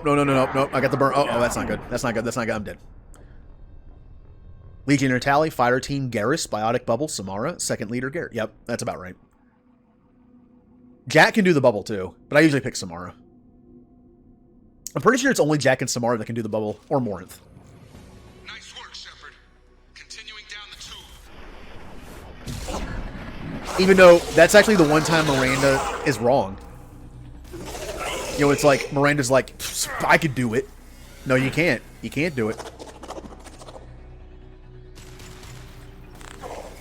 Assuming direct control. That was stupid. That's not going to do anything.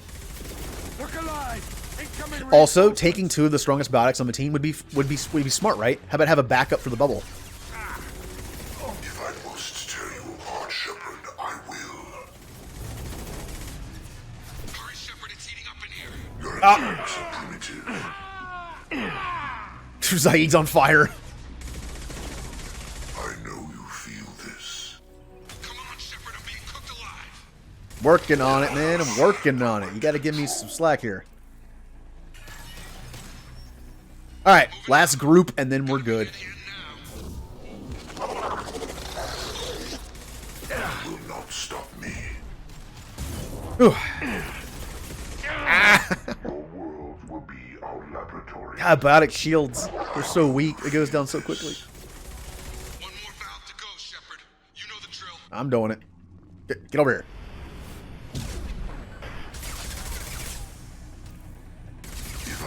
Yeah, we did it. Shepard, I will. It is very useful for husk control. That's why I loved it on the Derelict Reaper. Come in. Look out, Seeker swarms. Look, Jacob survived. We're in position. We need this door open now. It is odd how the fire team leader not being loyal gets the tech person killed. Something's wrong. The door's stuck. Come on, Jacob. You're good at this, right? Got it. Seeing Jacob be the tech person is, it's like, yeah, I didn't make a good choice, did I? Close the doors. They're jammed. Suppressing fire. Cover them. I'm guessing it's because he can't get the door closed fast enough because he's not good enough. Oh! Garrus can take a rocket to the face. Jacob can't.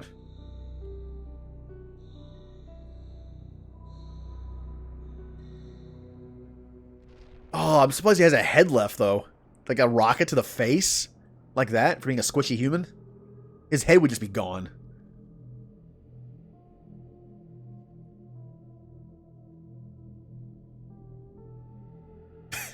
Well, he did sacrifice himself for the group.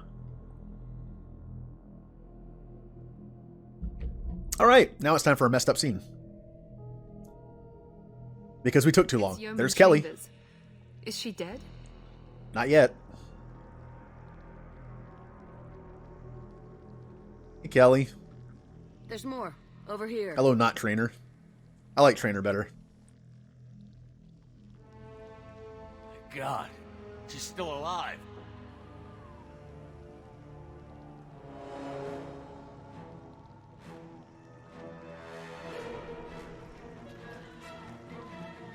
And now she's goo. Get them out of there. Hurry.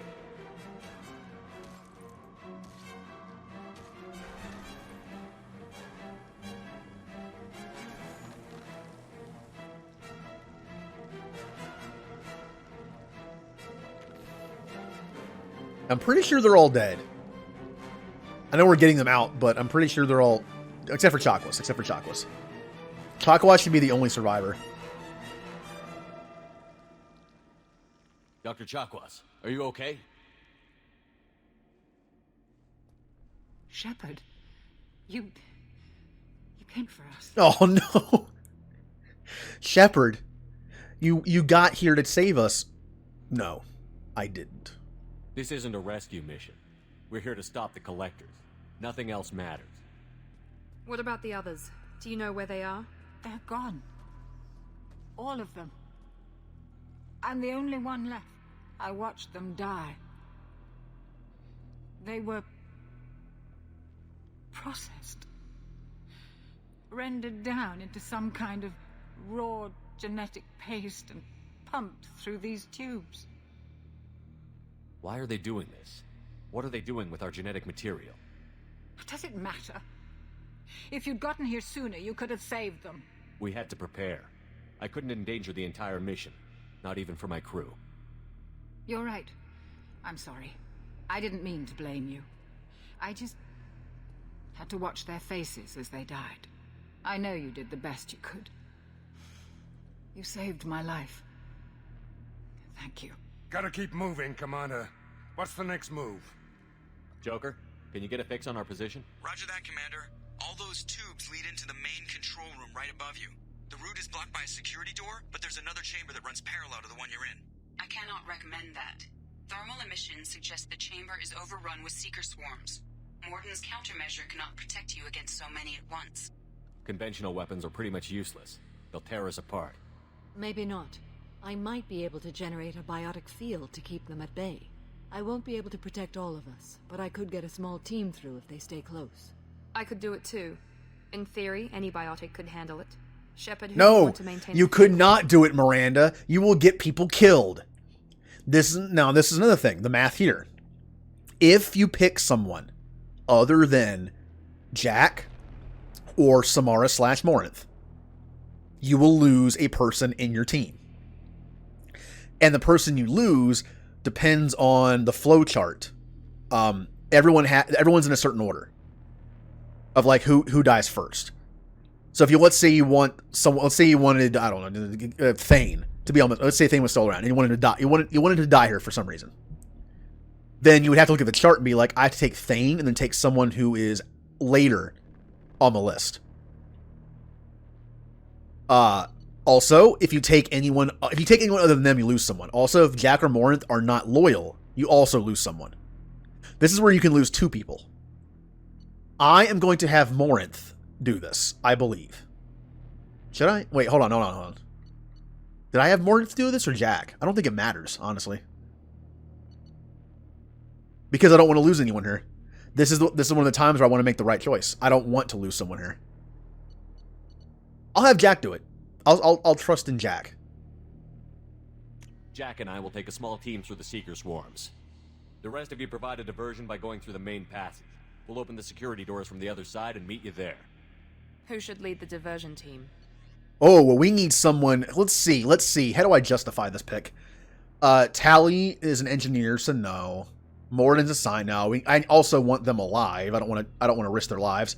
Zaid is my partner. Somewhat partner. Grunt is a crazy Krogan who could be useful later. He's not much of a leader person either. Miranda's the second in command, and Morinth. Yeah, I guess Morinth could do it. But she's a good assassin. So who's the most expendable on the team? Who is the most expendable still left? Tech expert, biological expert, future partner with the Blue Suns, crazy Krogan person, teammate and person I somewhat trust and second in command, and good assassin. Sorry, Kasumi, but this is where the expendability comes into play. You're the most expendable left. I'll keep him busy. You slip around back. What about me, Shepard? I'm in no shape to fight. Commander, we have enough systems back online to do a pickup, but we need to land back from your position. We can't afford to go back, Shepard. Not now. The mission comes first. Miranda's right. We can't spare anyone. You'll have to try making it back to the Normandy on your own. I understand. Good luck, Shepard. I hope we'll see each other again. We've all got our assignments. Let's move out. Well. It doesn't matter who I bring here because we're not going to lose anyone in the bubble. So I'm going to bring Miranda and Morinth. Yeah, I know. Fun fact. The only way you can kill Chakwas that I know of, unless if you're not counting the most likely death of everyone on the Normandy in 3 when your score is too low, is that. Damn, the swarms are interfering with radio contact. And you never see it happen. You ready for this? If the Normandy crashes in 3 and you assume everyone's dead because no one comes out of the door, let's go, Commander. You don't see anyone die on the ship. They died on impact, probably. On this one, you never see Chakwas die. She dies along the way. They've seen us. So yeah, the only way that you're like 100% that she's dead is this. You will not stop me. Now, if you send someone back to guard them that's not loyal, the people still make it back, but the unloyal person dies. They sacrifice themselves to get Chakwas and the rest of the team back. Now, if you're playing this like normal, and you have everyone alive, I recommend sending back Morden, or Tally, or Kasumi, or Jack. Because even if you do everything right, and everyone's loyal, you can still lose someone if you're not careful at the hold the line. If you send someone back that has higher survival than 1, which is what those 4 have, loyal, and you bring like Grunt, Zaid, or Garrus, any of those 2 to the final mission, someone will die. The score will be low enough at hold the line where someone will die. And it'll be Kasumi or Tally or Morden or Jack. It's just the way the math works. Basically, when they introduced Kasumi with the DLC, it messed with the math. Since her survival's only 1, you can do everything right and still lose somebody. I did. I was playing a game. I was playing through a playthrough of like, everyone's alive. I'm Paragon. Yay, fun time. Tally died. I was romancing Tally too. I brought Grunt and Garrus on the last mission, and I sent Jacob back with the doctor. And because of that, the survivability was like 1.9 or something at the end. And because of that, Tally was the first on the list to die. So I lost. The only person that died was my romance. Of course I reverted the save. But that's when I found out Kasumi skews the math. Without Kasumi on the team, I don't think... It might not be possible to have anyone die on the hold the line if you just... Because again, she has a survival of 1. Hostiles! Dead ahead! Get out of here. Me. Husks can fly. Do do do do do do do do. Remember when I said I like the music better in Mass Effect 1? I still do. But I can't, I mean, I'm not going to argue that the music in 2 and 3, especially like some of the end stuff, is great. Let me know when you want to move. You will not stop me. I just like 1's more sci-fi sound.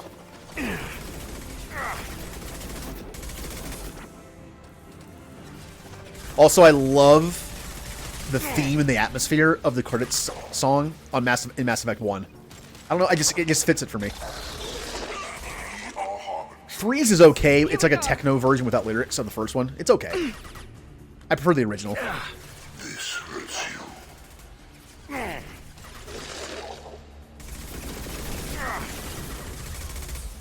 Alright.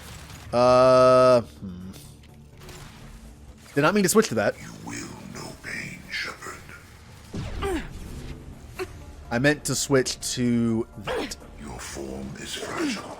Do, do, do, do. The ending of this does remind me of like a movie action sequence. Like it's like an MCU movie to me. That's why it's so cool. It's like it's a little over the top. It is, but it's just such like a cool action thing to watch. The whole team coming together and doing everything correctly, and no one dies, and it's great. Let's go, Jack. Let's go.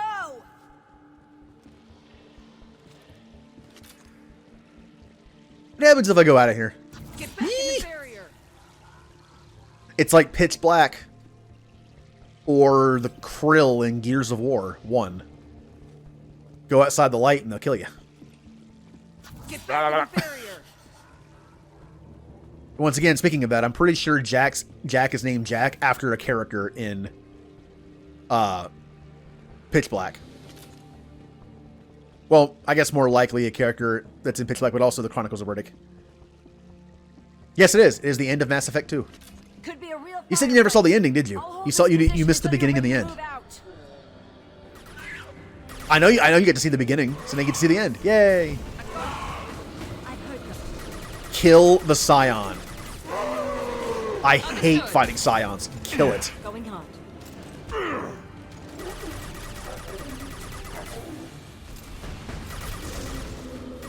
I know there's someone behind me, but I want to kill this thing. Okay, there we go. Got it.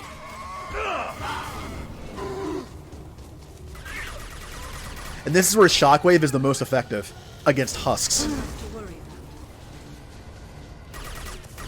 I'll crush them. Okay. Let me know.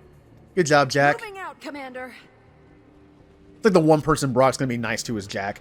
He's still kind of a jerk, but he'll still be nice when you know, not when he needs to, but when it matters the most. Yeah, I do miss having a sniper rifle. I always have a sniper rifle. My engineer took sniper rifle on the collector ship. Hostiles. And my soldier uses sniper rifle and assault rifle pretty much only all the time. Whee! Look at him go. I know you're coming up here. Come on. Trying to hold on. Come on up. I know you're there. I think you're there. Guess you're not. Okay. We're almost in the last push. I can see the entrance. Need to get there soon. Let's go. Yeah, when I did my Kill Everyone playthrough, I had to skip Grissom Academy for obvious reasons. If you skip Grissom Academy and Jack is still alive, she dies, and she becomes a phantom. But because this isn't a Kill Everyone playthrough, I didn't want to have to skip content, so I'm not doing a Kill Everyone playthrough. That's why I decided not to do it. Hold on, we're almost there. Yeah, Jack is an asset. Move quickly, Shepard. Remember, in the original plan, Jack was just an asset. Let's move. But now it's the only person Brock really kind of has feelings for, so... They're pushing. Keep it up. Hurry, Shepard. And yes, he sees the weakness in her. But he can overlook that. And the original plan was like, Jack has a bit of a weakness in her. So it's like, maybe we shouldn't keep her around. But I like that I kept her around. Yay, no one died at the bubble. Yay. Shep, answer me. I copy. What's your position? We're seriously pinned down here. Oh, it messed up. It messed up. I failed it. I was not nice enough. Just hold on. Get this door open. Arya. Come on. Probably has some respect for her. Seal the door. Uh-oh. Sorry, Shep. There were too many of them. I did what I could. We're almost there, Shepard. We have to keep going no matter who we've lost.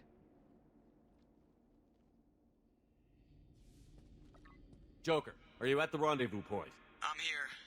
But Dr. Chakwas, she didn't make it. Let's make sure that sacrifice was worth it.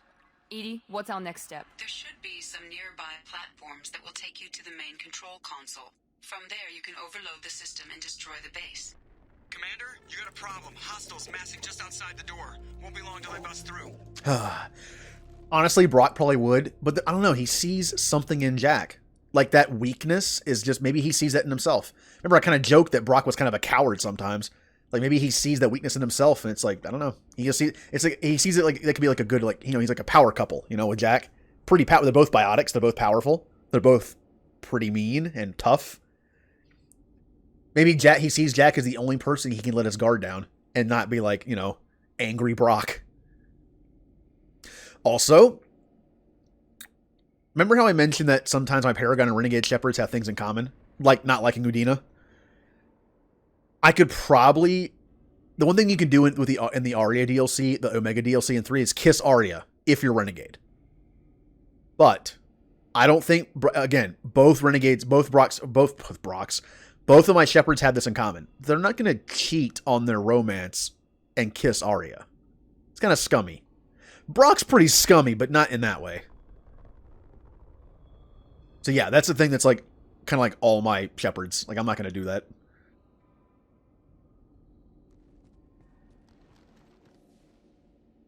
We need to finish this before they get through. Pick a team to go with you and leave the others here to defend this position. That should buy you some time. You want to go back so you can let Jacob die? What kind of death do you want for him, though? I mean, mine was he got shot in the face with a rocket. Pretty brutal, right? But what about the Secret Swarm? If you were to put someone else in charge of the bubble and have Jacob and someone like Grunt or Zaid on your team, or Garrus even, that's behind Jacob on the order, Jacob would die, and that might be the worst death possible. Think about how you die on this mission. What's the worst death? Getting shot in the face with a rocket? That's pretty quick. Kasumi also got shot, but she died pretty quick too. But the person who gets killed in the bubble gets dragged off by Secret Swarms and ripped to pieces. That's gotta be the worst one. So save it for Jacob. Basically, if you only want Jacob to die, it's easy. It's very easy. Have Miranda do the bubble and bring Jacob and either someone like Grunt, Garrus, or Zaid. Like a person that's obviously tougher. Then that guarantees Jacob will die from the Secret Swarms. In fact, the math is actually kind of off a little bit though sometimes. Like Kasumi's actually low on the list. On the Secret Swarm part, Kasumi's like next to last. It's like Kasumi and Morinth are the bottom ones for the Secret Swarm. I don't know why Kasumi's lower than Grunt and Garrison, but for some reason. But Jacob's pretty high on the list on that one. All right. This is the final mission. I'm bringing Tally and Morden. I'm bringing the tech expert and the biological expert. Makes sense for this mission. Also, that's who I need to bring. Also, that's why they're both loyal, by the way. I'm ready, Commander. Ready as well. Anything to say before we do this? Words shouldn't matter. People have died. If losing our friends isn't enough, if that doesn't make you want payback, what are we doing here?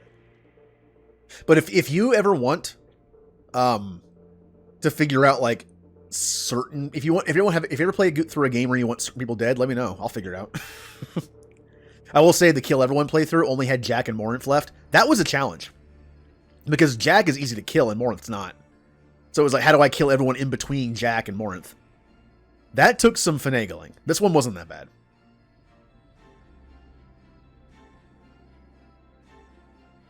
We still, well, it depends. It is possible we won't. It's possible.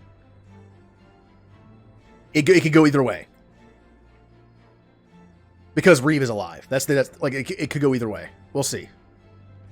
I feel sorry for the Collectors. The Collectors blindside their targets. Hit and run. As powerful as they are, they're cowards. They've never had to stand and fight the best of us. That's you. Yeah, because Jacob's not here. They haven't had to fight the best of us. Unlike the ones that are already dead. Like Thane and Garrus. Garrus was a weakling. He died on the ship. From a metal bar. Come on. And then Jacob. And Kasumi. They were weak. You're stronger. I don't know if they can feel fear. But we're damn sure gonna give them the opportunity. Hit them hard. One way or another. It ends here. We'll do our best. Good luck, Shepard. And yeah, Morden was the one question mark I had. I was trying to get the stuff to work in my favor. But it could go either way. I'm not sure at this point. We'll find out in three. It's a surprise. Which is cool because we don't know what's going to happen. Alright, the final push.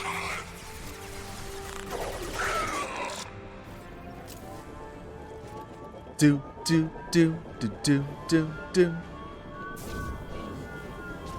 Whee!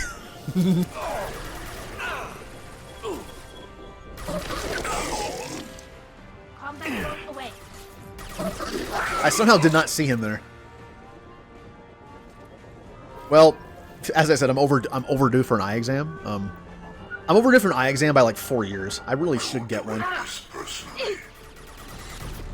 Probably help with my eye strain though. I probably wouldn't have to like squint or like, you know, try to. Oh, Tally's dead. Cannot be stopped. Ignore the fallen. Your form. Love to get my contacts back so I can actually get just like a cheap pair of light blocking glasses, blue light blocking. But my contacts are expensive. Enjoy. I have to have corrections put in mine. They have to be weighted, so they're kind of expensive. The price of a prescription pair of light blocking glasses is going to be cheaper, even after like, it'd probably be the same price as like 6 months of my contacts. Your form is fragile. My shields are down. Better go back to the Citadel and buy some more.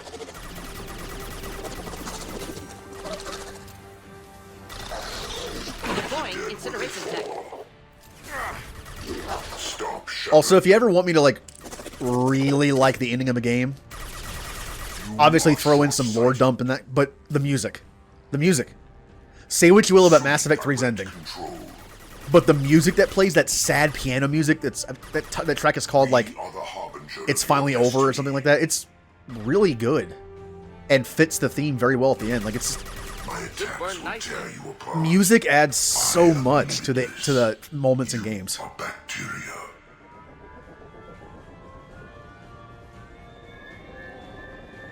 So to me, the music at the end of 3 elevated the ending to me.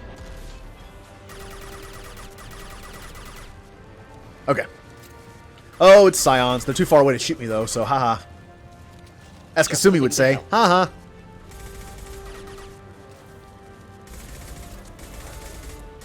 This is going to take forever.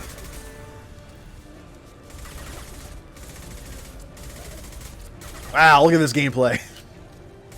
Should feel this. Alright, I'm going to get a little closer. Yeah, that's a little better. Next. Can't reach me. Deploying incineration tech. Heavy fire imminent. Go, Morden, go! No, Morden's been gooed.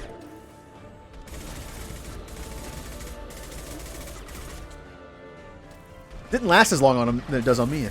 Weird.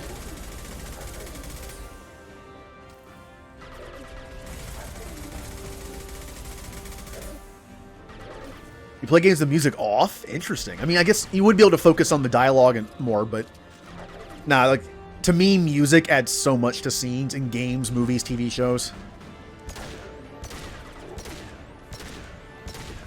Should burn nicely. Like, I wouldn't be able to do that personally. I think that's it. Why is Tally still dead? Tally? What if this had permadeath? Like, what if in the last push, if your teammate died, they're just dead? This is it. All the Oh, a Mass Effect game with permadeath. What can you tell us? What are they doing? The tubes are feeding into some kind of superstructure. It is emitting both organic and non-organic energy signatures. You know what that sounds like? Given these readings, it must be massive. I'll admit, If my calculations are correct, the superstructure is a Reaper. Not just any Reaper. yep.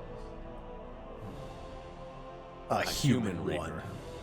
I'll admit this reveal was kind of confusing to me the first time. Like, why is there a human-looking Reaper? But they built on the lore, and I kind of get it. I kind of get it now. Basically, they were building a new sovereign. Tens of thousands of humans. Significantly more will be required to complete the Reaper. They usually pick one species to turn into a Reaper. That way they have a new Reaper for every cycle. It was always going to be humanity. Especially after we took down Sovereign. Also, the Reapers look mostly the same on the outside. People, like, it does say that Reapers look different depending on what species they are. But on the outside, a lot of them look the same. They look like Harbinger and Sovereign. But the core of the Reaper, I believe, looks like the species they are. Which is what this is. This is like the core of it. This would be the core of it. So also, they're building a new Sovereign.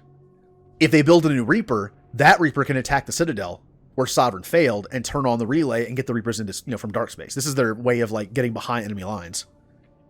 What did the Collectors gain by turning humans into this Reaper shell? They may be facilitating the Reaper equivalent of reproduction, or it may serve another purpose. I do not have the data to speculate further. However, it is clear that the Collectors are merely pawns. The technology and ability needed to create this Reaper is not their own. It is likely that different species construct each Reaper. In this case, the Collectors provide the labor. The Collectors are just Protheans. Why would they help the Reapers? The Reapers subdued the Protheans long ago.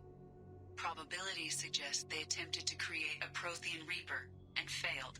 Over time, they adapted the Protheans to suit their needs, changed them, turned them into workers, tools for the Reapers. Now, she mentioned that the Collectors are building the human Reaper. I see how it's possible that the cycle before, they could have gotten like a slave race from the cycle before, and they build the new Reaper from the current cycle. Think about this, though. Normally, with Reaper cycles, the Citadel's gone. Like, everyone's separated. Like, can you imagine how messed up it is to think about this? What if the cycle hadn't been interrupted, and humans had to build their own Reaper? They indoctrinated human slaves to work and build the human Reaper. So they're basically killing their entire race to build it. Oh, man. Indoctrination's a messed up thing. All right. They're building it to look like a human. Why? It appears that a Reaper's shape is based upon the species used to create it. Reapers are machines. Why do they need humans at all? Incorrect. Reapers are sapient constructs, a hybrid of organic and inorganic material. The exact construction methods are unclear, but it seems probable that the Reapers absorb the essence of a species, utilizing it in their reproduction process. Doesn't sound exactly scientific, does it? Like very sci-fi. The Reapers absorb the essence of a species. Whatever you think that is. The DNA, the abilities, the soul. Yeah, the Keepers were probably seen as too weak to fight. So they returned into like engineers. Kind of like in Halo. You have the engineer species. How many more humans do you think they'd try to take? Millions. Perhaps more. Impossible to know for certain. This Reaper appears to be in a very early stage of development. An embryo in human terms. So it's not alive yet? We can still stop it from being created? The process can be stopped, but it is unclear exactly how much it has developed. I cannot, for example, tell you if it has awareness. There's also that theory that the Keepers could be the very first species that was basically turned into like a Reaper slave race. Could be the very first one. They run the Citadel. Would it be surprising if we learned that the Keepers were like a species from the cycle after the Leviathans? Maybe, or even during it. Huh. It's too big for our guns. Edie, find me a way to blow this thing to hell. The large tubes injecting the fluid are a weak structural link. Destroying them should cause the supports to collapse, and the Reaper to fall. Give us a minute, Edie. Now, I don't have a slowdown ability or a sniper rifle to slow down time when I zoom in. I should be able to take out 2 of these. Eyes up front. Oh, I am low on ammo. This is what you face. I'm trying to get under cover. God, I would not get behind cover. As we are. Stop! Stop throwing damage balls at me. Alright. Ignore the fallen.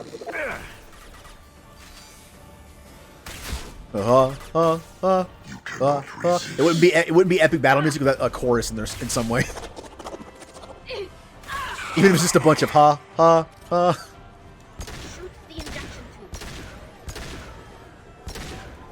Ah! I couldn't get it. Oh well, one more.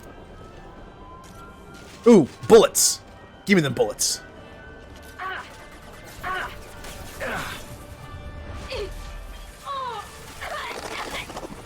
Oh, Tally does not sound like she's having a fun time over there.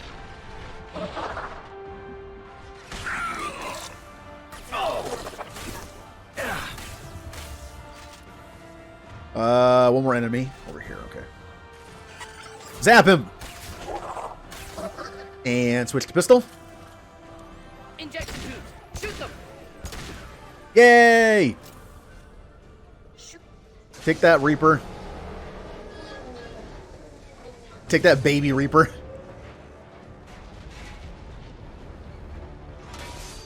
Well, that's not true. We dubbed the baby Reapers the Destroyer ones in 3. You have the big Sovereign class Reapers. Isn't Sovereign and Harbinger class different? Status report. Jack here. I'm tagging him as they come, but feel free to call for an exit any time. Head to the Normandy. Joker, prep the engines.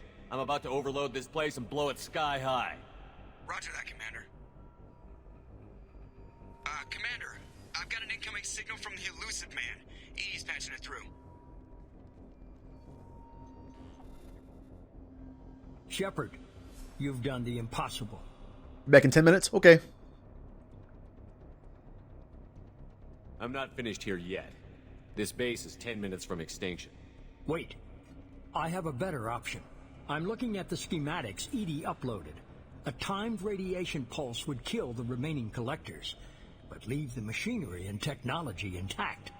This is our chance, Shepard.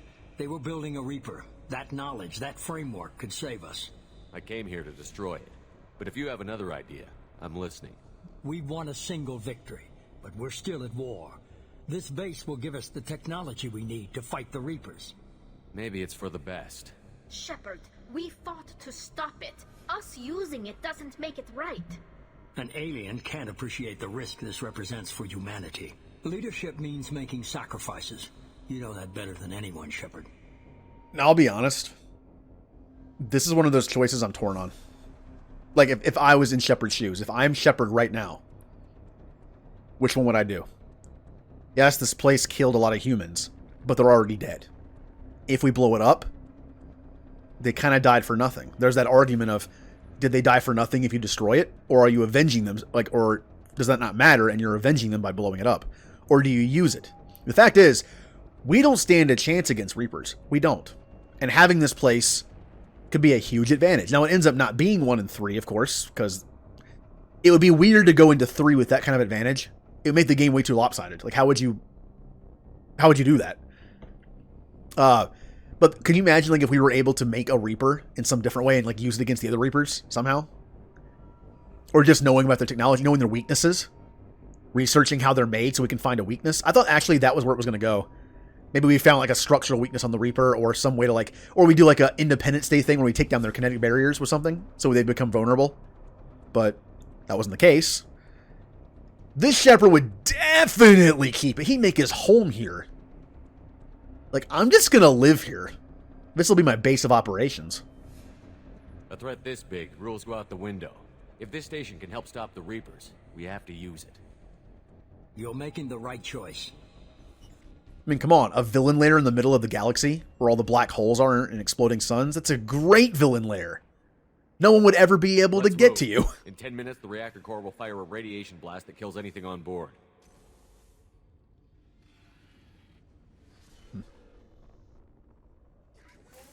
And it's back.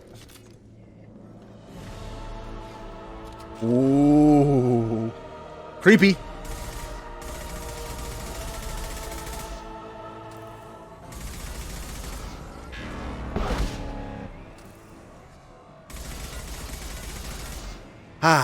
Alright. Let's do this. Oh, this is where my heavy weapon comes into play, by the way. It's very accurate, so it's nice to be able to use against this guy. Zap him in the eye. I'm missing a lot. Zap him in the eye.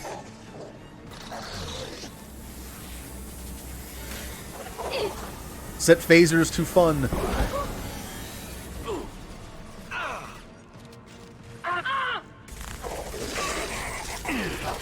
Alright. And again, a nice game mechanic of they send regular enemies to drop bullets. Yeah, enjoy. What's Ultron doing here? Pretty close. It's very big Ultron. And hello, Chaos. Mind me, I'm just shooting a big robot in the face.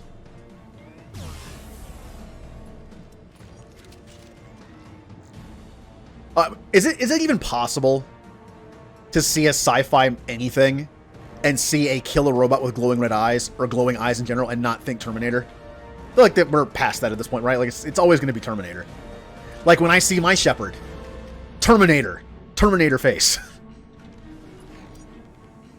Such an impact on that genre. It's like, you can't unsee that now. Okay, dying. Alright. Come on. You know what? You don't have to poke at. I can do that for you. Assuming control.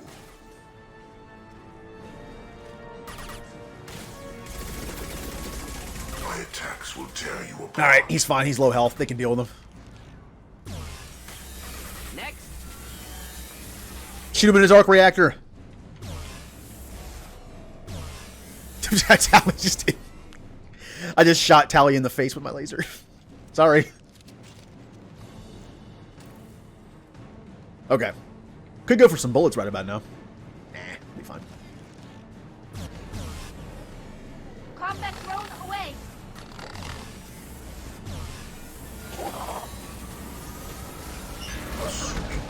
Woo. Okay. He missed. He has the same aim as I do on a PC.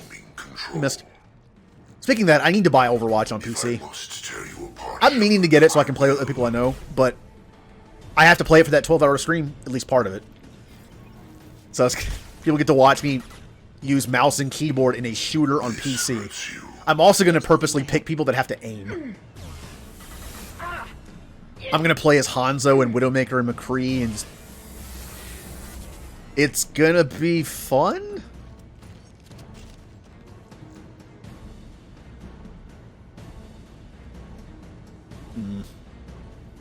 Oh, he almost got him. Eyes up front. Shoot him in the mouth. Shoot him in the mouth. Thought I was harmless, did you? Not typical. Almost got him. Assuming direct control. If I didn't have to reload there, I probably would have gotten him. Yay! He's not dead for some reason. He has no health left. There we go. That like phantom sliver of health that was left. And that is Mass Effect 2 done. Now I gotta go through. Now I gotta get to 3.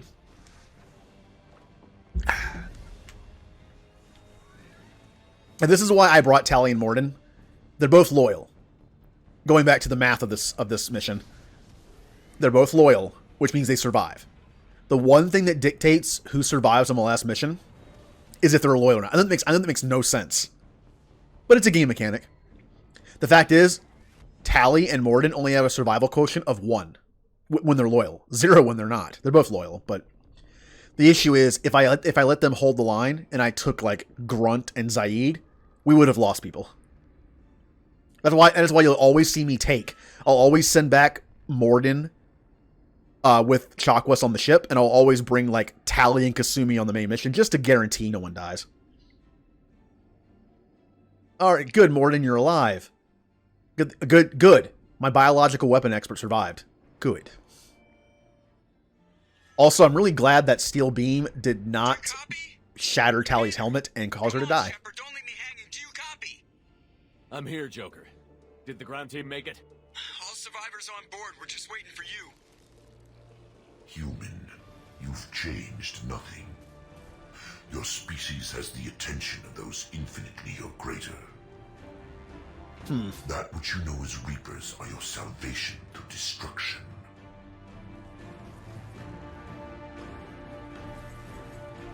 I'm just listening to the music now. Oh, look at Morden. Look at old Morden trying to get up that hill.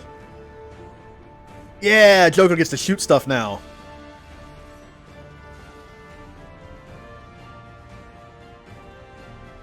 I do like when, like I said, I do like when Joker gets his moments. Dropping the Mako in that small area in the first game. Piloting his way through this area. Shooting some collectors to cover me.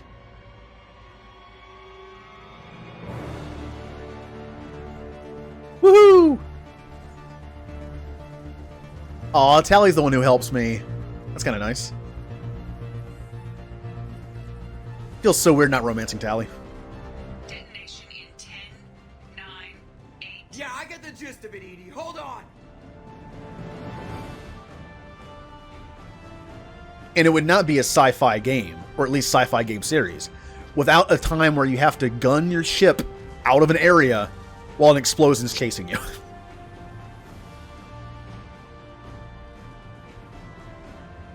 Oh, here comes a sad moment. We will find another way. Releasing control. This is a messed up moment. I know the collectors are like messed up Protheans, but I'm wondering if the Collector Queen had enough of itself left to realize what just happened. Harbinger releases control and just in time for it to die.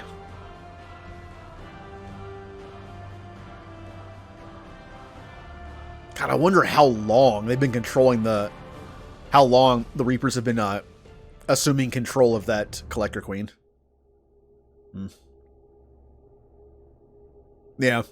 Star Wars. This, I mean, I think Stargate had a time like, yeah, I'm pretty sure Stargate has a few moments like that with smaller ships, but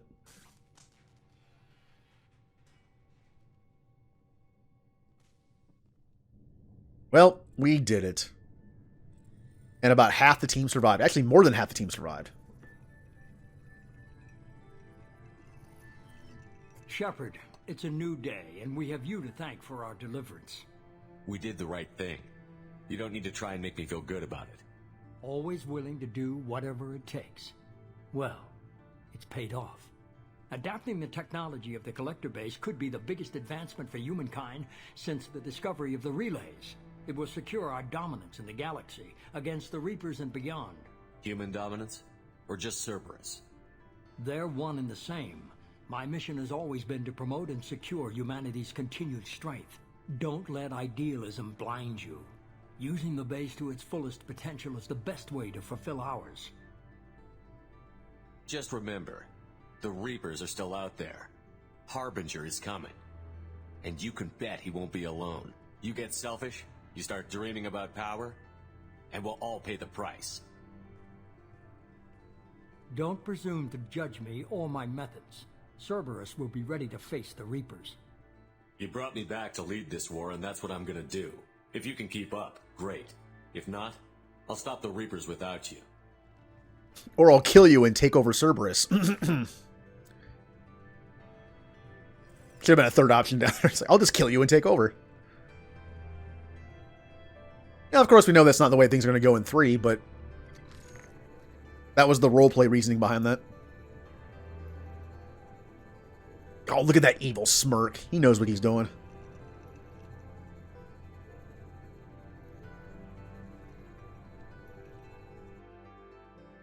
I'll see you in 3, elusive man. Oh, man. The scene with the coffins.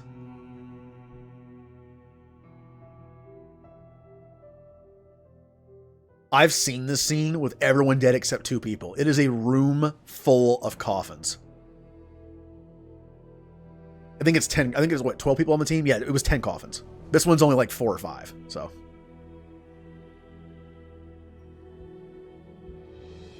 Hey, team. This is one of my favorite moments in the entire series. This reveal right here, this music cue and the reveal that pops up afterwards.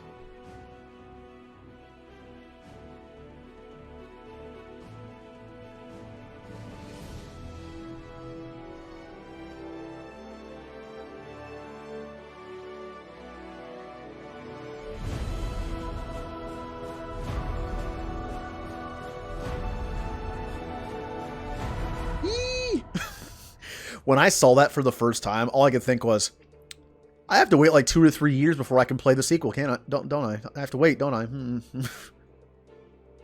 Because in typical fashion, I beat this game like 4 days after it came out. I couldn't help it.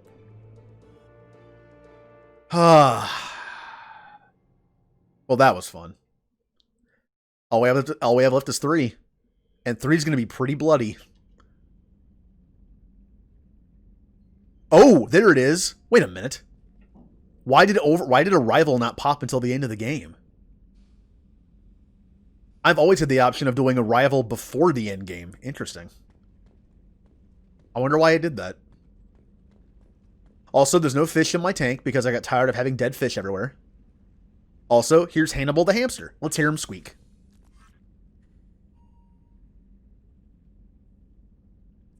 Squeak. Incoming message from Admiral Stephen Hackett, Alliance HQ. Arrival DLC time. Commander, thank you for your time. I'll keep this brief. We have a deep cover operative out in Batarian space. Name's Dr. Amanda Kenson. Dr. Kenson recently reported that she found evidence of an imminent Reaper invasion. So why call me? Just this morning I received word that the Batarians arrested her. They're holding her in a secret prison outpost on terrorism charges. I need you to infiltrate the prison and get her out of there. As a favor to me, I'm asking you to go in alone. This is the first time we ever see Admiral Hackett. We've heard his voice since Mass Effect 1, but we get to see him this time. He's a cool character. I love some of the secondary characters in these games. Hackett's great. He has a speech at the end of near the end of 3 that's just really good. Anderson's always good. Conrad Werner's kind of funny. He's fun to have around. What is Dr. Kenson actually doing out there? She's a deep cover operative, Shepard. We talk only when we have to. I'd heard she was investigating a rumor of a Reaper artifact in the system. Her last report said she'd found it. What else can you tell me about the operative? Amanda's a top scientist and an Alliance agent working in Batarian space. It's a deadly assignment, and she's one of the few up to the challenge. She and I go back pretty far, Commander. I won't let her run away in a Batarian torture camp. Okay, so it is a favor to him. I thought the Alliance denies the Reaper threat. That must be some proof she found. Kenson's team found an artifact out in Batarian space. She believes it's a Reaper device, proof that the Reapers are indeed planning to invade. I've known her a long time. If she says she has proof, it's worth checking out. I am bad with names. It could be. I don't remember voice actor names that often. I'd like to. It's just, I don't know. I'm bad at remembering stuff like that. Although I will tell you, this person, whoever he is, who does Hackett's voice, also did the voice of an NPC in KOTOR 2. Of course, KOTOR 2 came out first. So, I mean, I was going to say way before that, but it wasn't way before that. KOTOR 2 came out in 2005. Mass Effect 1 came out like in late 2006, 2007, early 2007. So it wasn't that much later. I have a hell of a squad with me. I'm sure they'd help out. Kenson is my friend. If the Batarians see a squad of armed soldiers, they'll kill her. This is serious, Commander. Go in with discretion, or don't go at all. Unfortunately, there's no Liara in this game, really, except for the Shadowbroker DLC and Little on Ilium Chaos. You would recognize her voice. The woman who voices Liara also voices Lightning. So I can't help but not hear that. Yo, yeah, I definitely saved that base. It's mine. It's mine. It's my new home. What a perfect evil villain lair for Brock Shepard later, right? In the middle of the galaxy where no one else can reach. Perfect villain lair. The Batarians won't take kindly to the Alliance breaking into a secret prison. This is not an Alliance operation. It's one person going in alone to save a friend. If it were an official mission, of course the Batarians would be upset. You keep this quiet, Shepard, and there's nothing to worry about. Okay, what else have they done? Like, what do you know them from? I'm on an important mission, Admiral. I'll add this to the list. The prison is hidden underground in a Batarian outpost in Aratat. I'll upload the coordinates now. Once she's secure, confirm her discovery. We'll debrief you when you're back. Got it. Hackett out. Hey, but I am glad the DLC works. I was kind of worried about that. And this is a stealth mission, right? So let's get some stealth going. How about... I'm gonna take the visor off. I want to see just my face. Yeah, we're doing camo. We're going in stealth.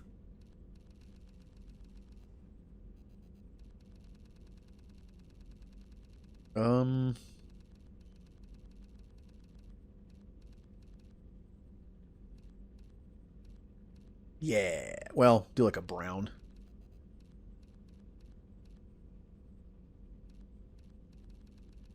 Really isn't that much of a brown, is there? Yeah, it's brown.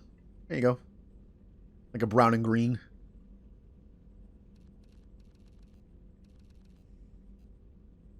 Yeah.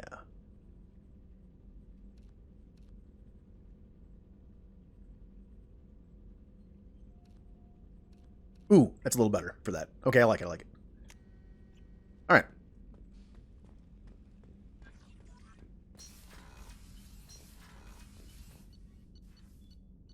Oh yeah, we can talk to, let's talk and see if anyone has any new dialogue. You know, they're still alive. No, I got it right.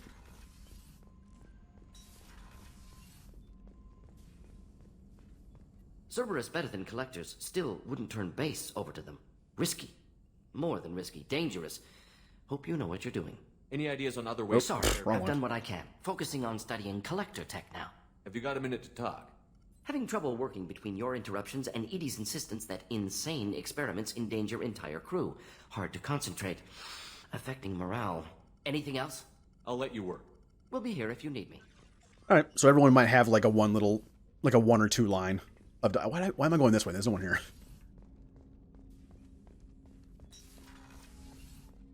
Aw. And look, everyone's gone. We lost the entire crew.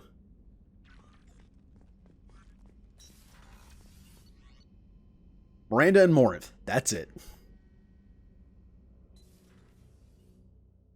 Yep. Kind of spacey, though, isn't it? You know, got more room. This is where Kasumi was. Welp. Hey, that means we have all her stuff. All the stuff Kasumi put on the ship, that's hers. It's ours now. We can sell it. Yay. I wonder what the elusive man will do with the technology from that collector base. I hope you made the right choice. You doom Tally to a life without romance now that you've killed... But yeah, I know. I know.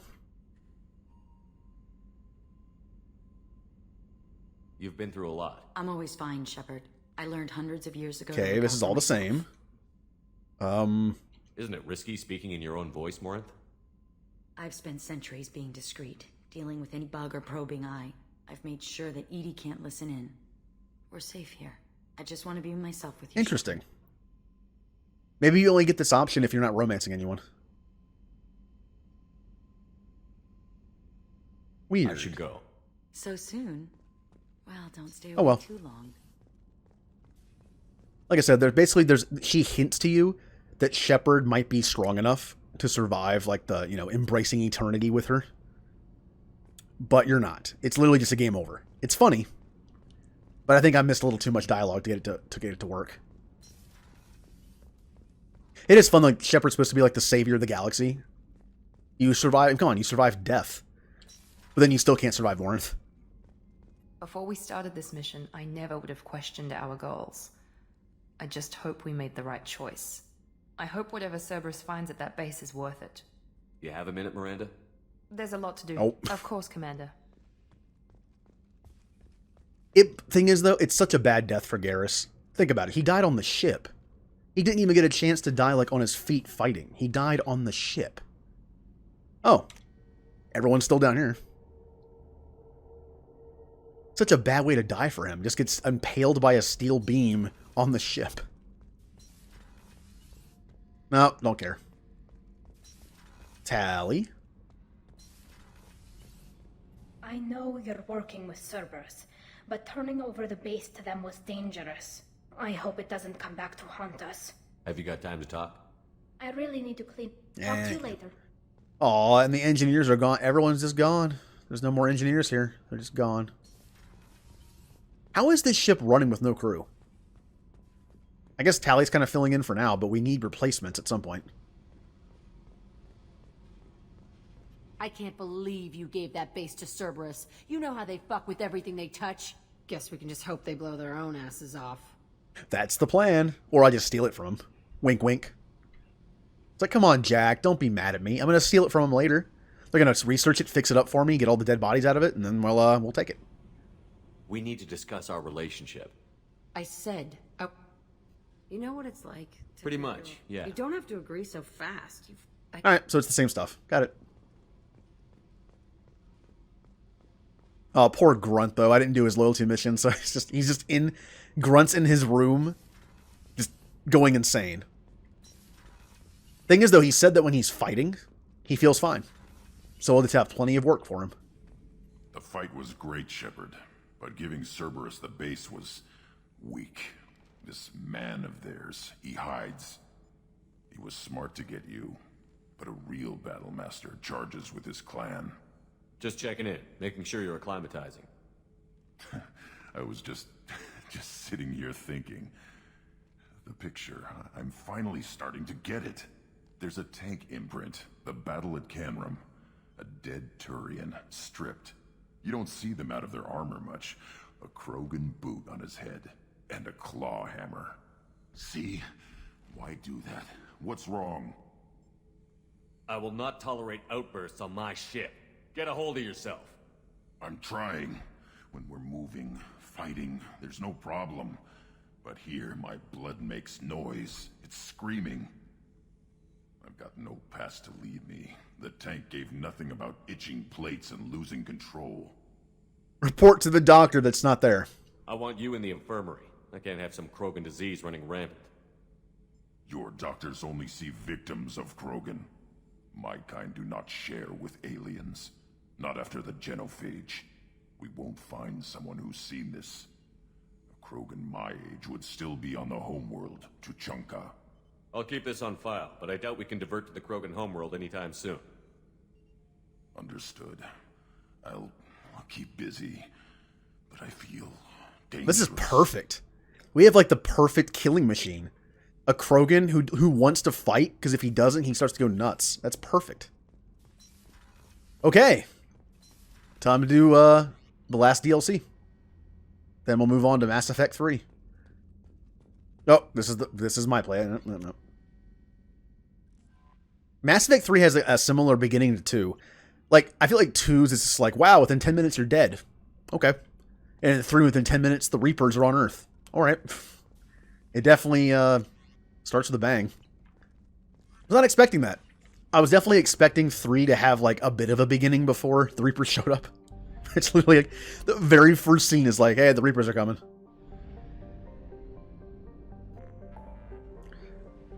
Okay, let's do it. Also, it might seem like this is like, oh, we just stopped the Reapers, and now they're getting ready to invade. The Arrival DLC came out like 3 months after the game. Or at least, I think, either way, I think the Arrival DLC is supposed to be set 3 months after the end of 2. I think. That's why it's like, oh, the thing I find it funny about this is, Sovereign tried his hardest to open up the door to dark space, right? Then, after 2 years, the Reapers were still stuck in dark space, and they tried to make a Reaper to open the door again, and they failed. then the Reapers just drive here in 6 months? I always did wonder that little bit of like a plot device. If they could just get here in 6 months, why bother? If Sovereign couldn't, if the Keeper signal didn't work, just drive. Just drive the 6 months. Like, what's the big deal? Why wait? Yeah, it was 6 months in between 2 and 3.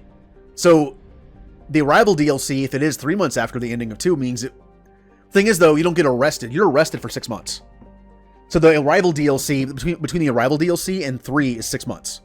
But I think there is some time in between Arrival and the end of 2. That would make sense. It's just weird to think about, like, why don't the Reapers just show up? If the Reapers had not been stubborn and was like, you know what, Sovereign failed, let's just go. They would have been here when Shepard was dead. Why? Or maybe the Reapers were not making a human Reaper to open the relay. Maybe the Reapers have been on their way for 2 years. Like, when the Reapers knew that Sovereign was dead, they were like, let's just go. And it took them 2.5 years to get here, not 6 months. That would make more sense to me. And we're finding evidence they're almost here. That makes sense to me. All right. We're in Batarian space, by the way. Not a nice neighborhood to be around. All right, and it's just me. This is a solo DLC. It's just me. How about... We'll take a collector rifle, because I think it'd be cool if we had this from the collector base. Like, yeah, spoils. Locust is fine. This is all fine. I'm going to have a more fun heavy weapon, though. What should we take? We have grenade launcher, beam weapon, nuke, which is fun, but this has some close quarters fighting. This will probably just get me killed. Firestorm. I'm leaning towards that. The singularity weapon, or the arc projector, which honestly probably isn't that good here.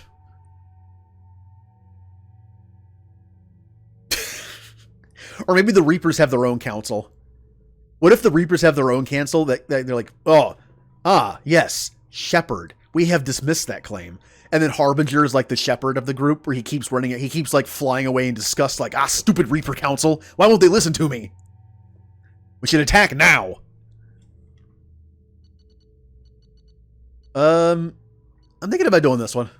I think, like I said, flamethrower is not that great of a weapon idea in the future. I feel like it's kind of, well, primitive. But if you're going to use a flamethrower in the future, it's for the purpose of it's so brutal. It's brutal and scary, and that's the point of using it.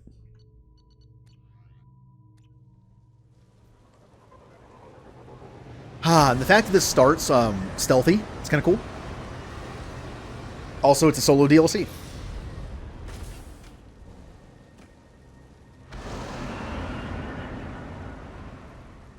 See the council opening up that email, and it's like, oh, here goes Harbinger with his stupid Shepard thing again.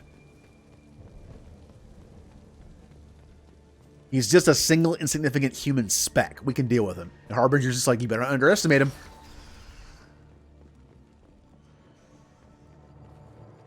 All right.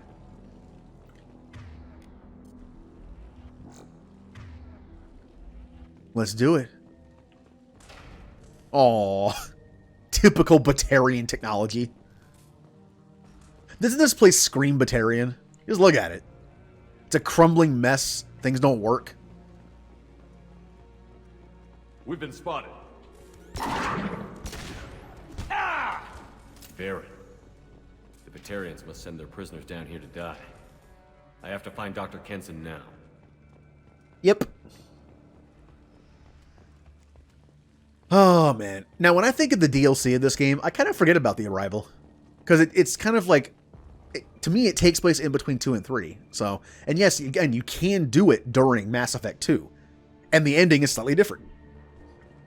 But I always considered it canon-wise in between 2 and 3.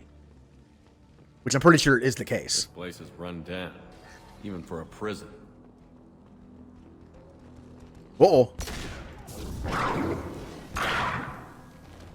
I'm sure no one's hearing this, right?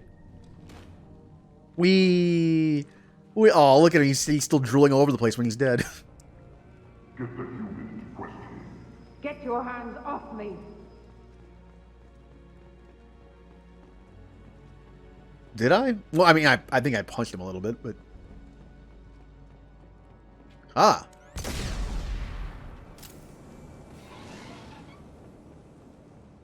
Right. Go back to here. Lasers are still up. Nope. The Velcro back again. Can I just shoot from here? No, I can't. Okay. Oh, that was a thing, not a door. I feel like I'm missing something here. Ah, hair. Hair fell off my head. What little I have left. See, it's all falling out.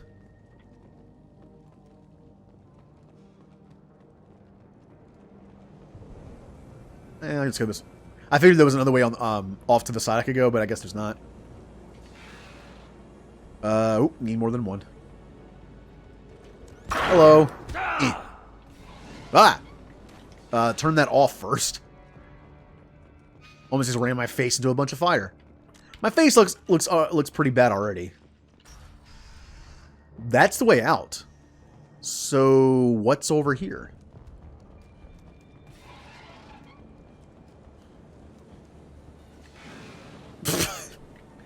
I just turned it back on. Okay. Any goodies? Oh, we got some lore. I hear humans are scurrying like vermin out in the asteroid belt. Is anywhere safe from them? We should arm a mission to flush them all out. I'll take it. Yep. Okay, we got it. So we got some ammo capacity, and we got a little bit of Batarians talking there. Not bad. Don't think I had to do that, but I did it anyway. All right.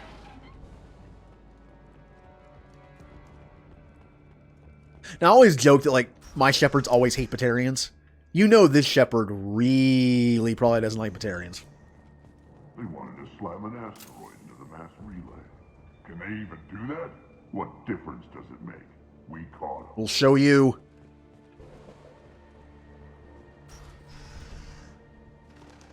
Stealth time. Kind of. Not really. Still got her down in the prison. I'd just kill her. Interrogating a human's a waste of time. What am I gonna do here?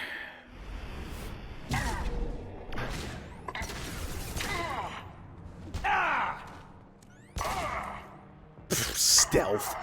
Brock Shepard does not do stealth. I mean, to be honest, neither do I.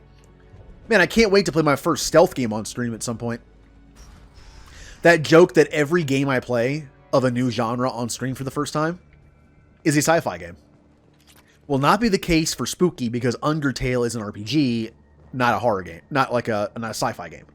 But I'm playing Alien Isolation right afterwards, so close enough. But I should make my first does anyone know of a stealthy sci-fi game besides Deus Ex? I think Deus Ex Human Revolution would probably be my pick. I've never beaten the game, but I've played it several times up to a point. It could be fun to play.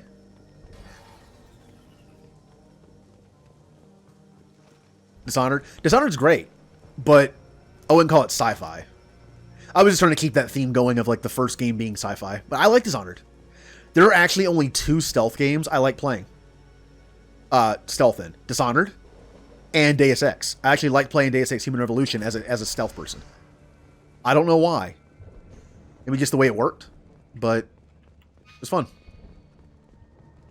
I actually don't own Dishonored 2, unfortunately. I'll wait till a Steam sale.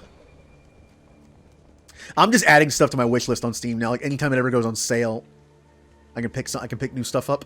Where am I going? It's telling me to go this way. Then I go that way, and then I don't know where I'm going. I think I'm good. No way it would work. Relays can't be damaged, much less destroyed. Those humans will do anything to destroy us, I swear. We have to make this one an example to the others. We can't respond kindly to terrorists. Knock, knock. Oh, I missed. I missed. I missed. I miss a lot. Ah!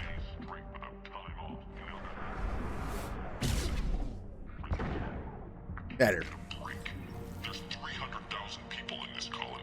You'd think someone could come for me one night. I know that feeling.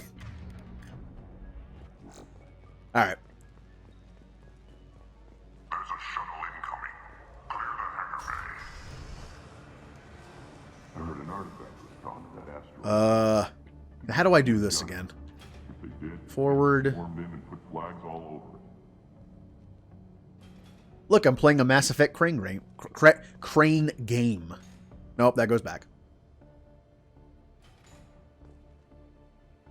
You know, I don't think I'll ever play the Yakuza games. Not really my style. But if I did, I would get sucked into the mini games the entire time. There are so many mini games in that series that are great. Just the crane game reminded me of that. No, don't put it in. Come on, Shepard. Use your head for once. Okay. Now, I don't... whatever. I'm just gonna go. Yeah, I don't have to move that one either. This looks interesting. Ooh, metagen capacity. It's actually not bad for this. Do I have the thing that makes Metagel heal me instantly when I use Unity? I don't remember. If I don't, then it's useless because I have no teammates. Oh well.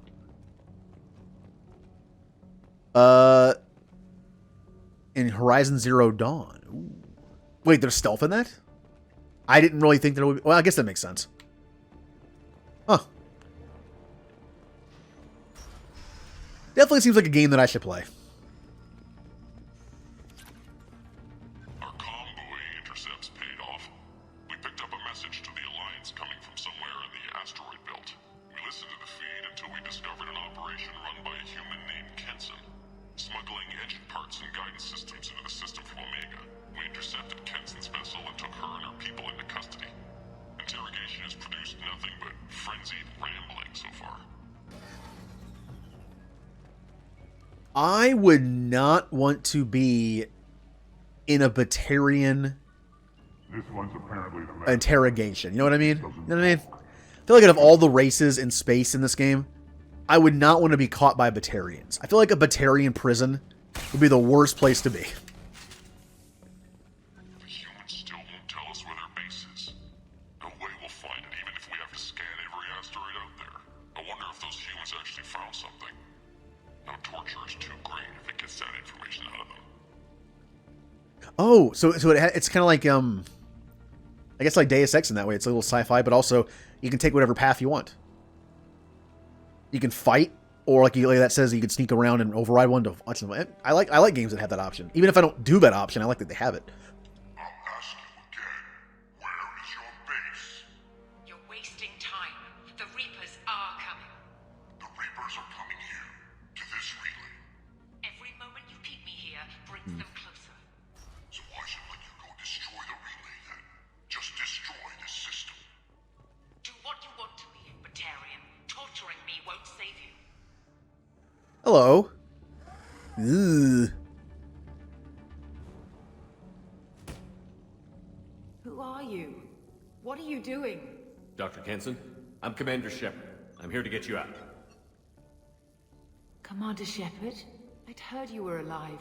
Hackett must have received my message. We're looking at a major diplomatic incident if the Batarians find out I was involved. This evidence had better be worth it. It is. The Reapers are coming.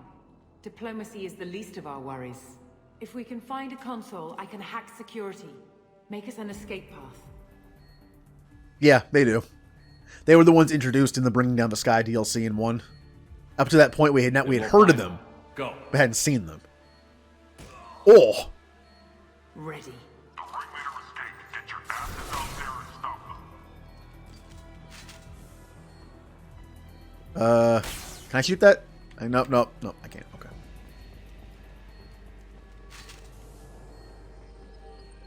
You just can't see them because their helmets don't really show they have 4 eyes very well. There should be a security console here somewhere.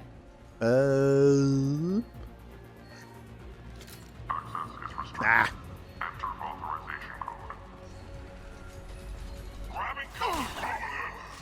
Now, if I remember correctly, this part's actually kind of hard.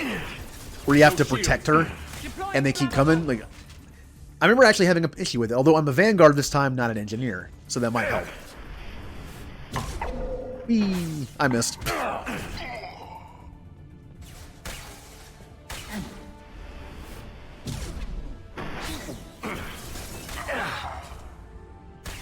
Oh, forgot to mention that movie. The reason why I talked to that person for like an hour last night about like what animated movies we used to watch growing up that weren't Disney, it was, I've only met one person who knows what this movie is. And I was very surprised that they knew what this movie was. It's called such a stupid name. It's about a rooster. It's about a rooster who crows and brings up the sun, but then he leaves and the sun never comes up again. It has that kind of plot to it that kind of makes no sense sometimes. But it's called Rock-a-Doodle. I used to watch that movie over and over again when I was like 6 or 7. I actually went into storage today and found the VHS tape, and I took a picture of it and sent it to this person. Like, look what I found. They know we're here. Keep them off me while I hack us a way out. I also have my Land Before Time copy. Oh, Land Before Time. What a depressing movie for a child to watch. Although I guess it's no more depressing than Bambi is in the first 20 minutes.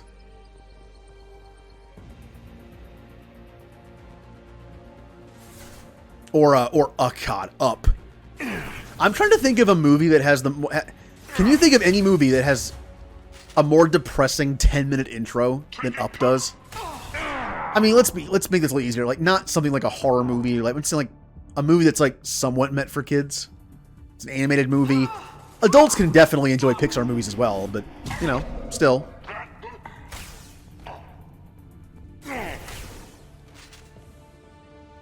What? Are you... Oh, she's almost dead already. Well, that's nice. Don't worry, I'll protect what's left of your body. Keep them out. They're coming through that door in the back. Lock it down.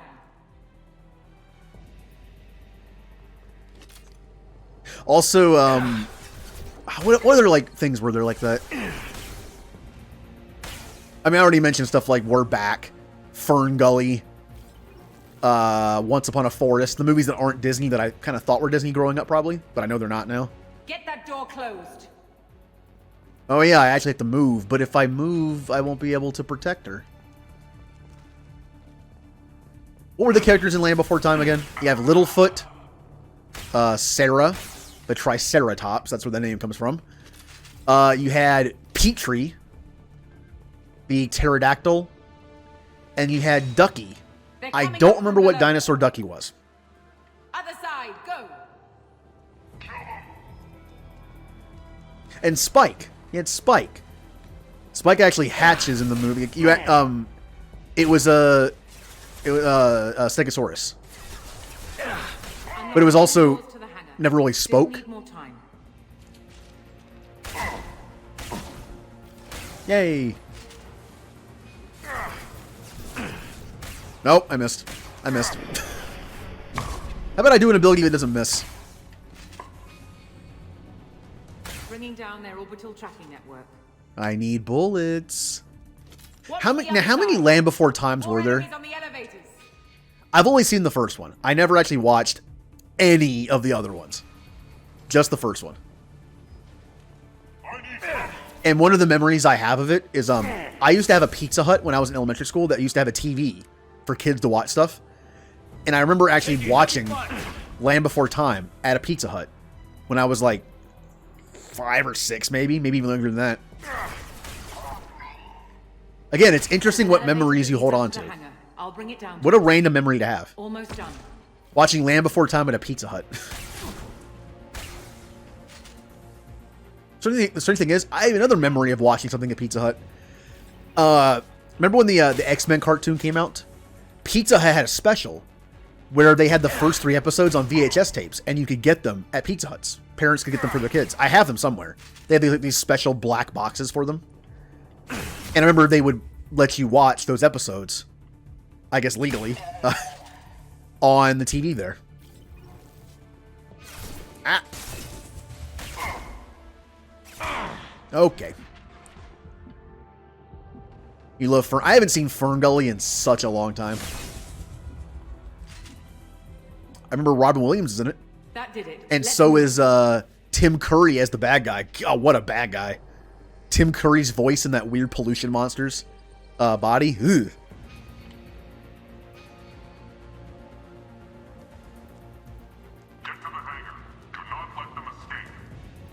Oh, one last thing. The hangar doors are hard locked. We'll have to get those open the old-fashioned way. Leave that to me. Take them down. Oh. Yay! Nope, that was a...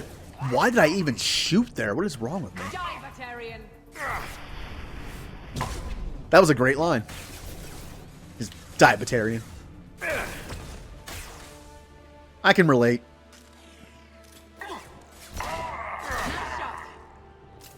Just get out of here. As I said, Batarian prison. Not high on my list of places I want to stay. Alright, I'm out of shotgun, so let's switch between these two. Ow. Knock it off.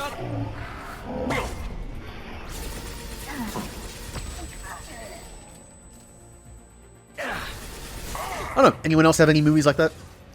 Anyone else have any favorites as a kid growing up that weren't super well known? I mean, honestly, my favorite Disney movies are weird picks. From what I know from other people, though, I feel like my favorite Disney movies growing up and as an adult are interesting picks. I mean, I have the usuals like Lion King and Aladdin. I like those. But growing up, my favorite Disney movies were Great Mouse Detective and Sword in the Stone. I feel like those are 2 weird picks as a kid. Alright. Where am I going? Nothing here, nothing here. Ooh, I don't know what you do, but... Ah, there we go. I have never seen Atlantis. I've never seen it. I should.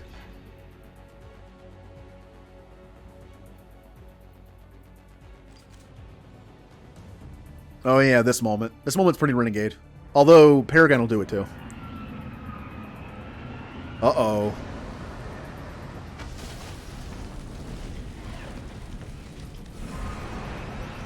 What else was there? Brave Little Toaster was a favorite of mine as well. In fact, I still remember some of the songs from it. Engaging autopilot. We should be well out of range before they get their security measures unscrambled. Do you think they'll come after you? I'm not taking any chances. Batarians don't take kindly to humans who plan to destroy their mass relays. So the charges against you are true? Well, to be fair, that's about half the story. My people and I were here investigating rumors of Reaper technology out in the fringes of this system. I guess you found something. We found proof that the Reapers will be arriving in this system. When they get here, they'll use its mass relay to travel throughout the galaxy. We call it the Alpha Relay. From here, the Reapers can invade anywhere in the galaxy. So you decided to destroy it? Exactly. Doing that would stop the Reapers' invasion. Even at FTL speeds, it'd be months or years before they got to the next relay. We came up with what we just called the Project. A plan to launch a nearby asteroid into the relay and destroy it before the Reapers could arrive. Of course, the resulting explosion would probably wipe out the system. I played the Lion King game on Sega Game Gear, which is a little different than the other one. It's simpler. I did play Aladdin on Genesis, though.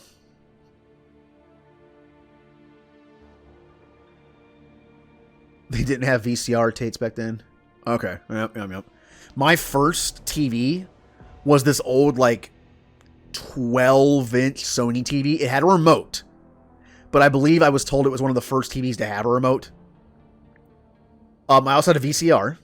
but it was also a very old VCR. It had a remote. Again, it was one of the first VCRs that had a remote. Most of the time, remotes on VCRs had a cord.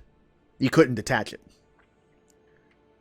How did you plan to launch an asteroid into a mass relay?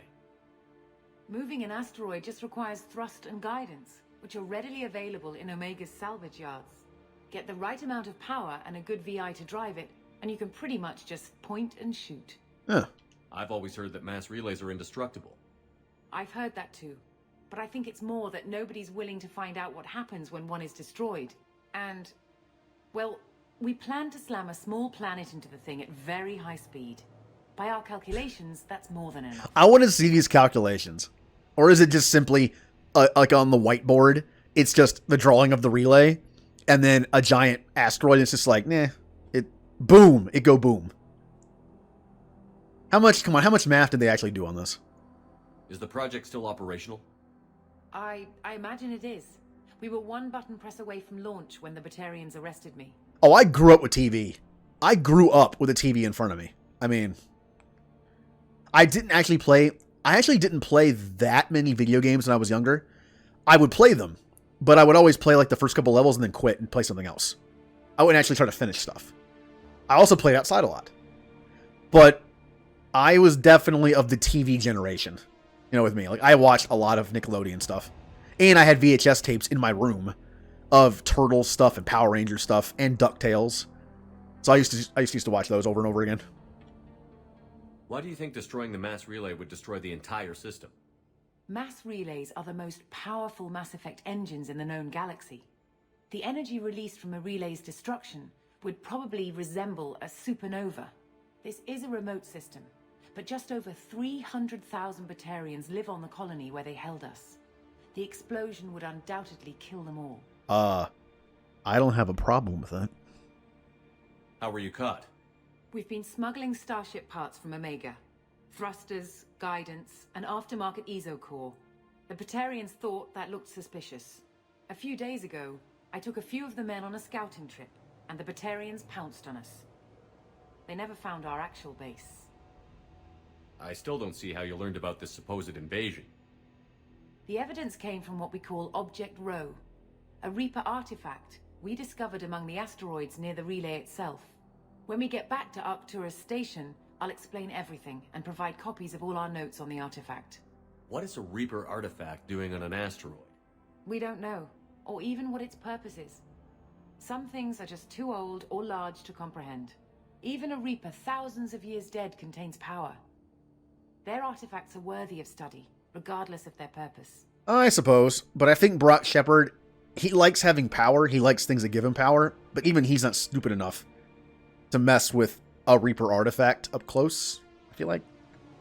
Like, the Collector base is one thing, it was built by the Collectors, but it has Reaper tech. This is an actual Reaper artifact. Again, power hungry, but not stupid.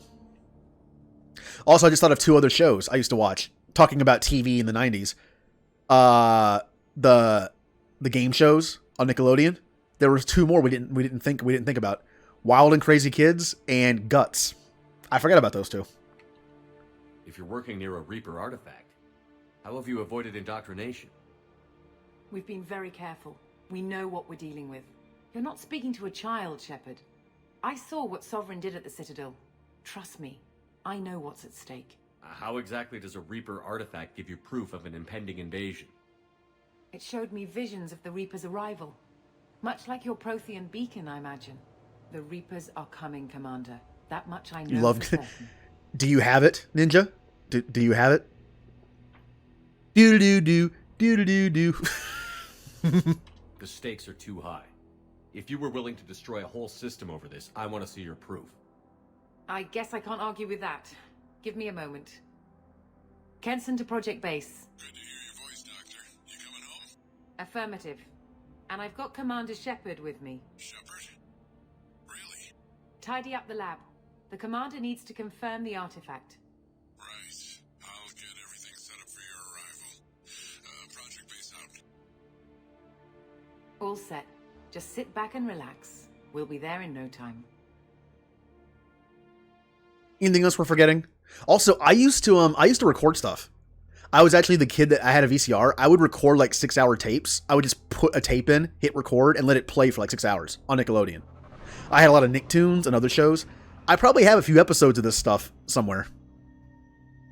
Although I did throw away a lot of my VHS tapes because VHS tapes do not store well. Because of how they work. They kind of degrade over time.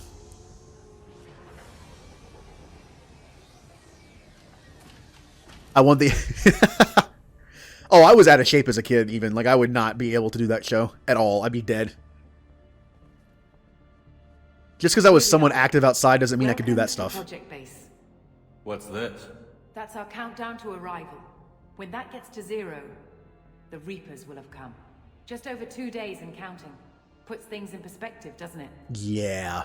The only VHS tapes I kept were a few that I recorded of shows that don't exist anymore. There are shows on Nickelodeon that were on Nickelodeon you can't find anymore. They somehow lost the hard copies. They just don't exist anymore. Yeah, which is interesting to think about. Also, the only VHS tapes I kept were Disney ones. The ones that were in those white cases that are kind of like puffy. I have a bunch of those. I also kept my Turtles VHS tapes, were mostly season 1.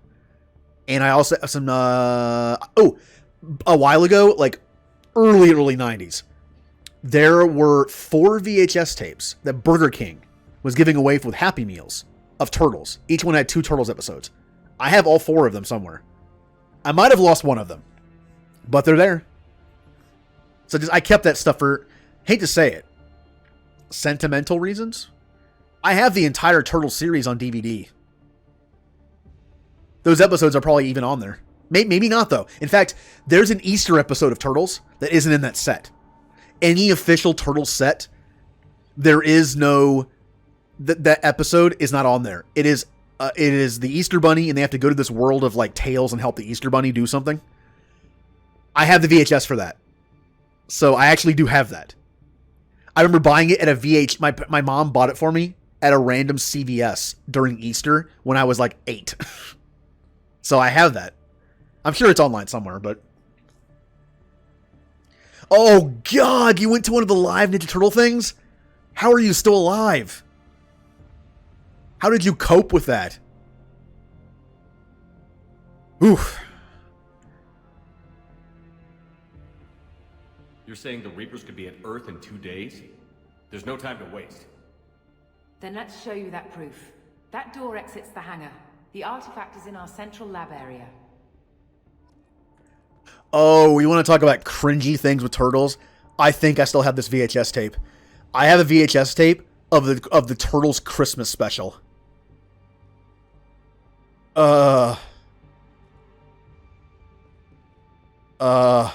Has anyone seen the Turtles Christmas special? It's not as bad as I'll give it this. It's not as bad as the Star Wars one. What is? You know, that might be on YouTube somewhere. If anyone wants to YouTube Turtles Christmas special, just watch it. Just watch it. Stuff like that you can find on YouTube all the time. Also, I kind of want to find this. I kind of want to find the season, I would say series, but the season of the live action Turtles show from the 90s on Fox. That was pretty bad. That's pretty bad. I kind of want to find it and rewatch it, see how bad it ages. Look, that show didn't age well when it came out. It's so weird to think about, but it's like, that show did not age well the first time it aired. So what would it take to get the project back up and running? Everything was in place when we were arrested. It wasn't a question of could we, but should we? What alternative do we have? The Reapers will reach this system regardless. But the Alpha Relay is their shortcut to the rest of the galaxy. If you want to keep the Reapers at bay, this relay must be destroyed. That reminds me. Did anyone ever go to any other live action shows when they were a kid? Like a Barney one, for instance? I had a friend who had a Barney VHS tape that he got. I don't think he didn't go there, but his parents bought it for him when he was like probably 5 or 6. It is of the very first Barney on stage, live on stage. We watched it just for the laughs. Wow. It was something. If I ever have a viewing night with people in Discord server, because we can't watch like TV shows and movies on Twitch, obviously, but in Discord you can kind of just watch stuff like that because it's on Discord. It's in a server. If I ever do a watch night, I thought about doing some like Turtles and Power Ranger stuff, just what people grew up on. How about Brave Little Toaster night or Rockadoodle night, Rockadoodle night. But I also might try to find a copy of that Star Wars or the Turtles Christmas special and just make people watch it. We have to get the project running again. It's probably the only chance we have. I think a movie night would be fun. Let me get the door. And there it is. Object Row, out in the open. Shepard, I give you Object Row. You have the Reaper artifact just sitting here? Out in the open? When we found it, it showed me a vision of the Reaper's arrival. It was glorious. This is not good. Give it a moment, Shepard. It'll give you the proof you need.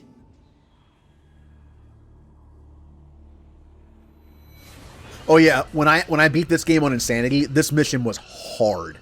Being a Vanguard helps. I can dodge, I can go back and forth with Biotic Charge. And welcome, Melon Wheels. Project, Shepard. I can't let you stop the arrival. Oh, here it comes. Here comes the praise the Reaper talk. Yes, this mission is tough. There's not many places for good cover. Oh, Shepard. You should have just shot her in the back. Sit still, please. There you go. I'm such a bad shot. Even with a shotgun up close. Also, if you couldn't tell, I am a Renegade. I'm just playing through as a jerk.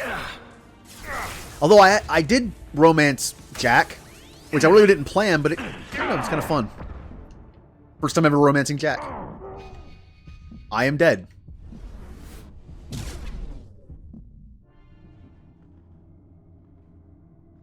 Did that just glitch? I feel like that glitched. I didn't fight nearly long enough. What?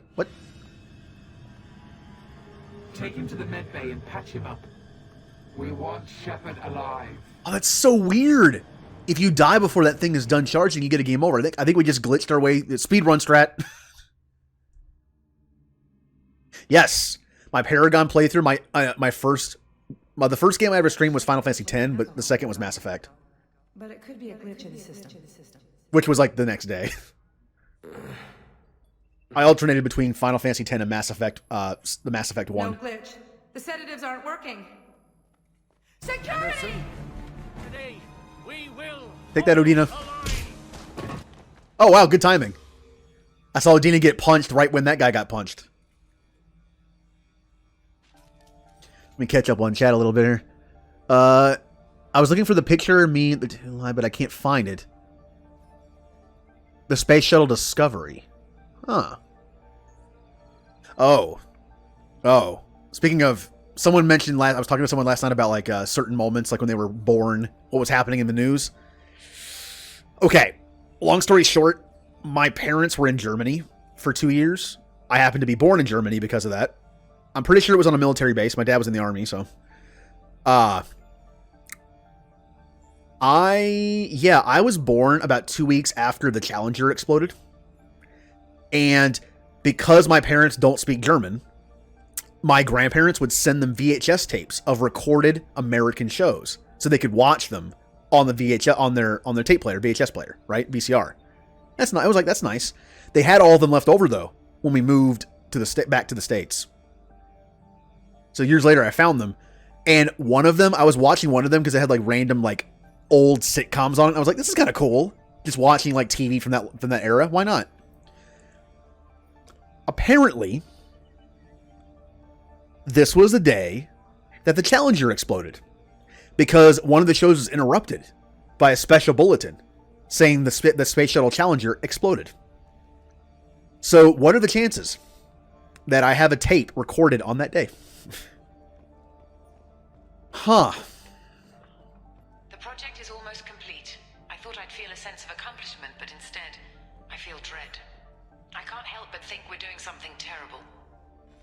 Well, yeah, indoctrination. Also, once again, it shows I have a heart. I don't think Brock Shepard has a heart. I think we've established that. Although, he's growing a heart. I think Jack's romance is gonna make him grow a heart. His heart's gonna grow 3 sizes that day, which will mean it's still twice, half the size of a normal heart, but still. Security, I need backup in the med bay. Shepard's here. Ah. Oh, they have a shuriken. No wonder these mechs are terrible. Shuriken, worst thing in this game. Ah. Can I melee? Can't melee. Out of the way, my fellow mechs. Oh. You know, after the stream though, I'm gonna get into my storage stuff and find that I'm gonna look for that Turtles Christmas special. I'm gonna look for it. Although I have no way of getting it to my PC, I could probably just, it'd be easier just to find a YouTube video of it, but... Shepard has been sedated constantly for 2 days now. We've had to increase each dosage. It seemed like Shepard was waking up a moment ago, but it could be a glitch in the system. No glitch. The sedatives aren't working. Oh, Brock is not happy. He's grumpy. He is not happy with the situation. Blitzball time! Blitzball time! God. That is the 5th Blitzball time I believe it's ever been redeemed. Where am I going? I'm just going in circles now because of Blitzball time. Okay. I woke up this morning in a cold sweat. The nightmare was back. The one with the enormous starship crawling through the Citadel and all my friends turning to dust. Even now I can see it in my mind. Why won't this stop? Indoctrination.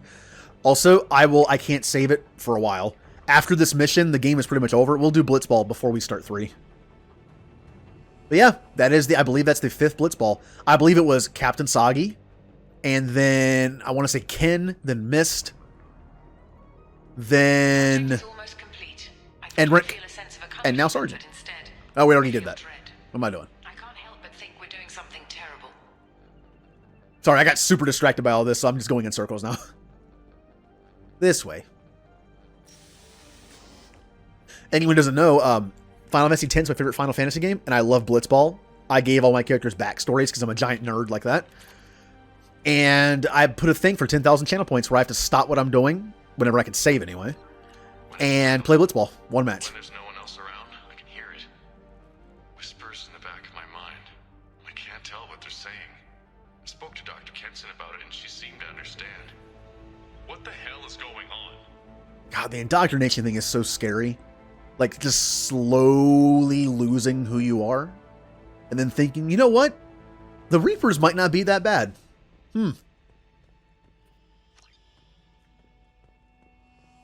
I missed the thing over here.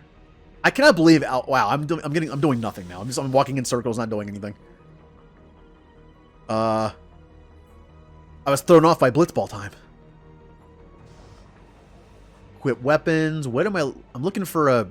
Let's see. No. I mean, still a data pad, but... Yeah.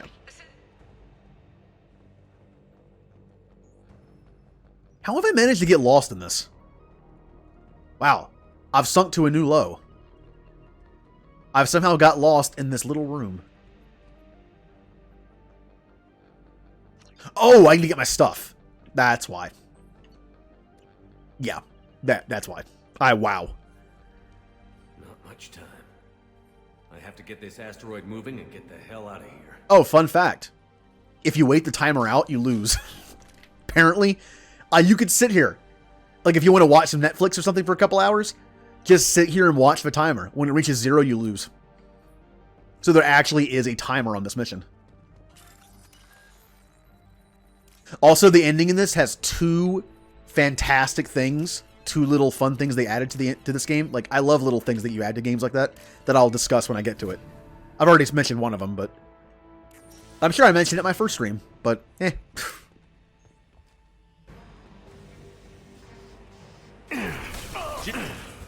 God, these guys have no chance against me. I feel sorry for him. Can we see the asteroid from here? Not really. Not the asteroid. Yes, can we see the asteroid from here? There it is. Can we see the relay from here?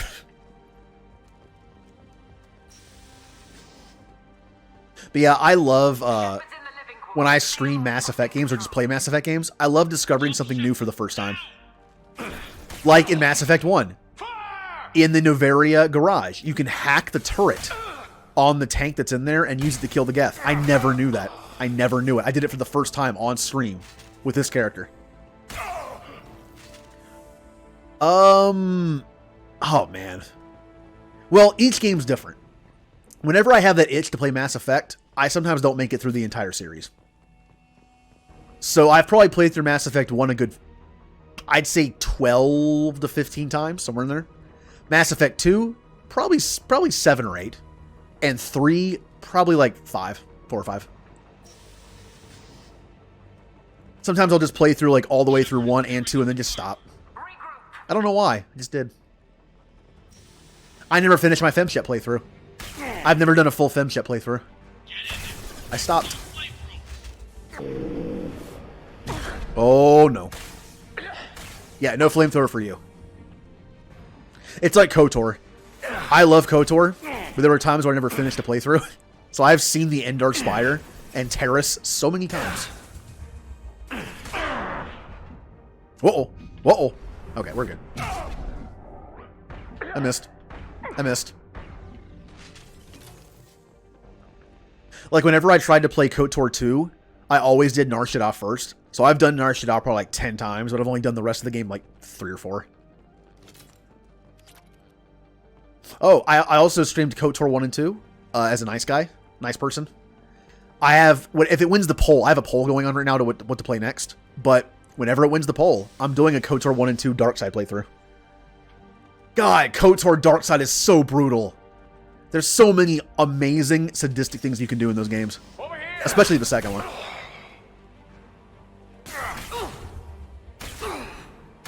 I mean, Shepard is never evil, right? Like, you can't make an evil Shepard. You have to save the day. I did roleplay this somewhat to be like a selfish, power-grabbing, manipulative Shepard. But he's still not evil. But you are truly evil in KOTOR when you're evil, when you're bad. And boop. Time to bed. Okay. Have a good sleep. See, I'm glad I was able to do the suicide mission early so you could see it. The longer we're here, the more I'm convinced that the project must be stopped.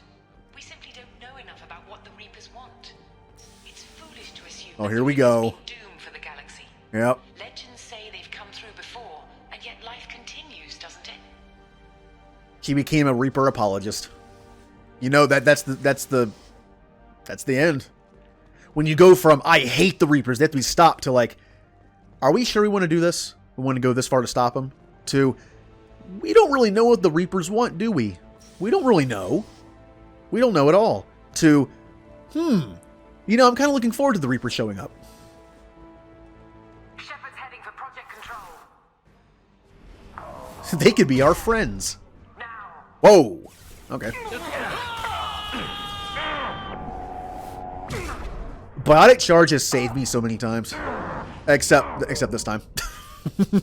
Except that time.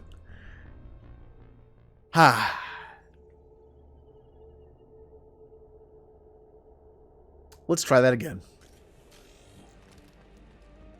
Shepard's heading for Project Control. See, I've played this game a lot. Doesn't mean I'm good at it. I mentioned that when I play XCOM a lot. Rip. Thank you for the cheer. Yay. Ah, I stood up to celebrate. No.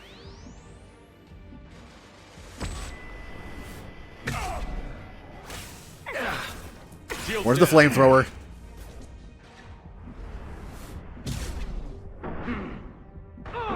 Oh, it's yep. I've streamed XCOM twice. I did a playthrough where I used we had everyone from the chat, you know, from the community involved. We died a lot. I then beat it on normal because I couldn't beat it on higher up difficulty. Then I played through again with Mass Effect mods.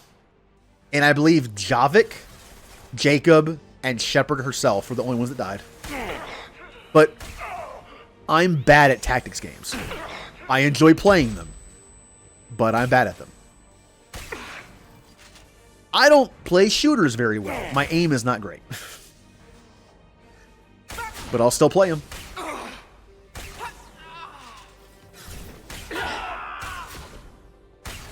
But speaking of that, when I have my 200 follower special at some point in the future, one of the games that won the poll was Overwatch. So people get to watch me play Overwatch with a keyboard and mouse. It's going to be fun for everyone else, not me. I do, but I used to be better at games. I really did. Come on. Poke your head up.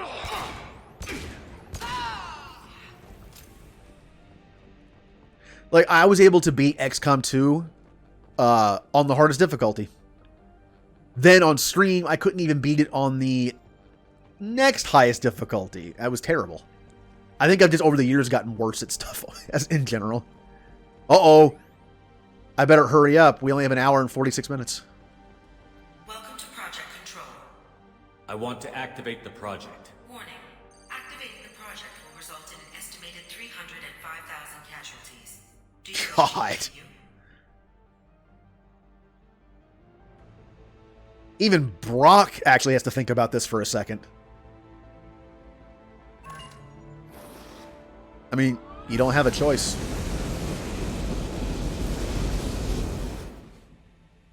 Project activation in progress. Warning. Collision with mass relay is imminent. Begin evacuation procedures. I'm not warning the Batarians. I'm playing the bad character. Shepard to Normandy. Joker, I need a pickup. Now. Shepard, no! Do you have any idea what you've done? You leave me no choice. If we can't stop this asteroid, it must be destroyed. Tell me where to find Dr. Amanda Kenson. Dr. Kenson is traveling to the reactor core module. An ESO-core meltdown should do it. Because of you, everyone on this rock will be obliterated. Not if I get to you first. Not if I obliterate you first. Ah. Ah. Okay, my aiming's terrible. Everyone knows this. I do like this pistol, though. Do like this pistol. So, melon, or would you prefer, like, melon, wheels, or melon wheels? Anything's fine. I just like to ask, so I don't try to remember what it is. I have a hard time remembering names. Like, if, for instance, I have someone who is in the community named Silver, but he goes by Kaz. And I know that. But his Twitch name is Silver, so I keep calling him Silver. I just forget. Don't try to stop me, Shepard. I have to do this. Stop now, Kenson. Hackett's friend or not, I will kill you. You're forcing my hand, Shepard. You know that. There is no escape. There's no redemption for what you've done. I will die, never having seen the Reaper's blessings, and you will just die. Yeah, she's gone full crazy. Damn it, Kenson.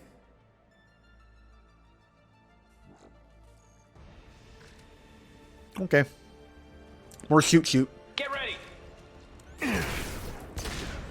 That did nothing. What was the point of that? Melon? Okay. Come on. Well, you mentioned you like KOTOR. I mean, if you like KOTOR and Mass Effect, is that like your thing? Like your RPG? I cannot believe how many shots I'm missing right now. Wow. I need bullets.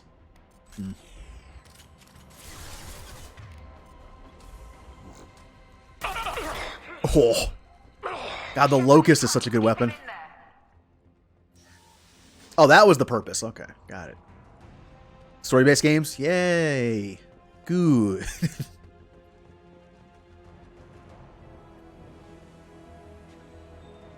I play mostly that kind of stuff. This is about as close to an action game as I've gotten so far on stream.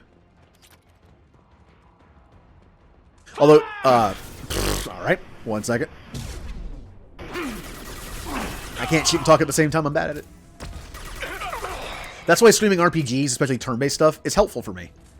It gives me time to think and talk and read chat. And with action games, if I played like a pure action game, I feel like I would never be able to interact with anybody.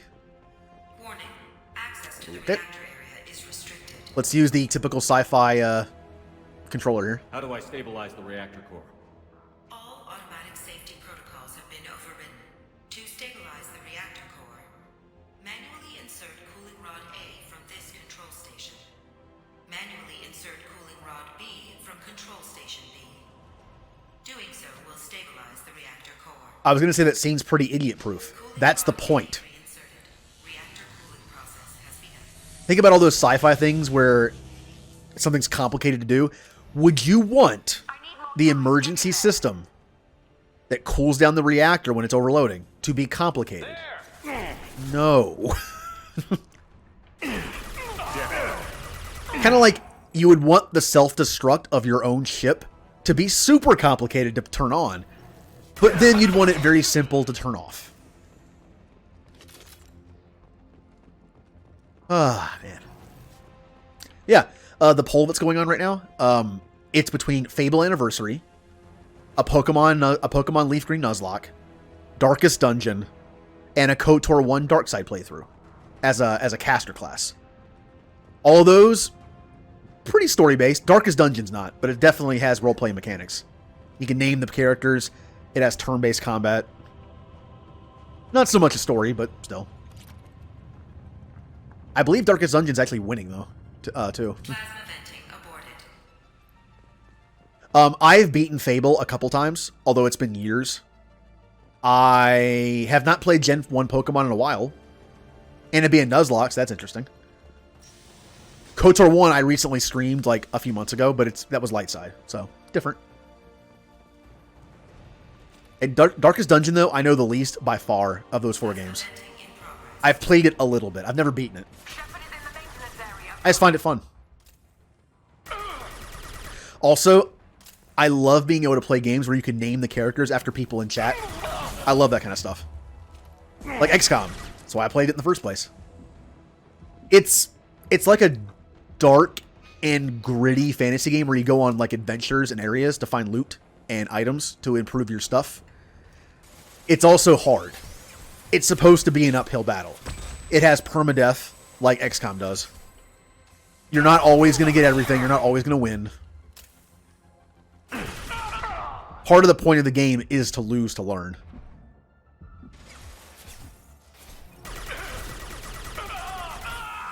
Now, I might play on an easier difficulty just so I can actually beat the game for once.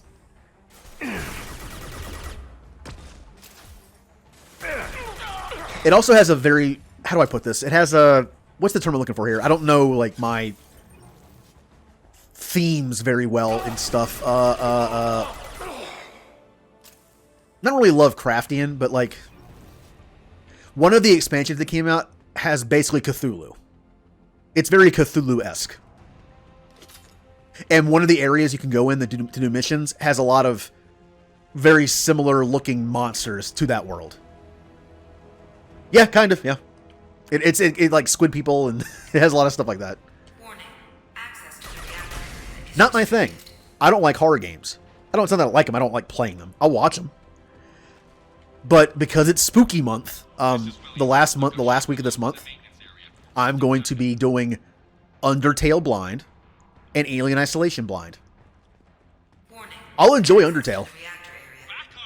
I'm not going to enjoy Alien Isolation. I'm not going to enjoy it. I know. I mean, I will and I won't. It'll be fun to stream, but Security log overridden. yeah, I don't handle jump scares very well at all. I don't like jump scares. I don't mind a spooky environment. I just don't like jump scares. And Alien Isolation is literally you're being hunted and jump scares. That's what it is. Warning. Access All right. to the reactor area is restricted. Now, if the timing is correct, I should finish both those games in a week. I stream 5 days a week, so it should be good. But on the chance I have to cancel a stream or I get one gets delayed or whatever, or the game takes a lot longer than I thought, it will spill over into November. Because I believe the last Saturday this month is the 31st.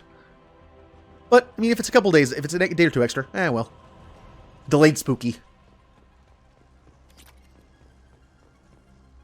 I've been told Undertale only takes 1 day. It's like 4 to 8 hours. And Alien Isolation is only supposed to take like 20. I have the DLC though, so it might take longer. Who knows?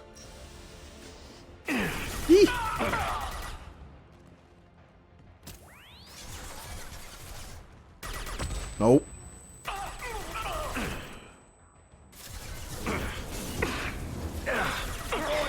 See, I bet you couldn't tell I'm a Vanguard, could you? Because I'm the kind of person that never uses abilities. I just don't think to use them. I need to do that. I need to do that more in 3. I made a promise I'd be using heavy weapon more. And you know what? You know what? Since I just said that.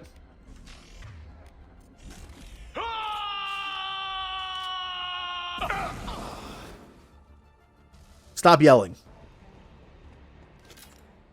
I'm going to use this the rest of the match. I'm going to use this the rest of the level. Come here, you.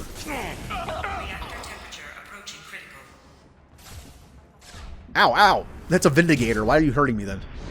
Vindicator's terrible. You're the opposite. You spam. When I'm an engineer, I spam. For some reason, when I'm a Vanguard, I don't. It's like I spam tech abilities. I don't spam Vanguard abilities. Oh, that was weird. My chat reset for a second. Interesting.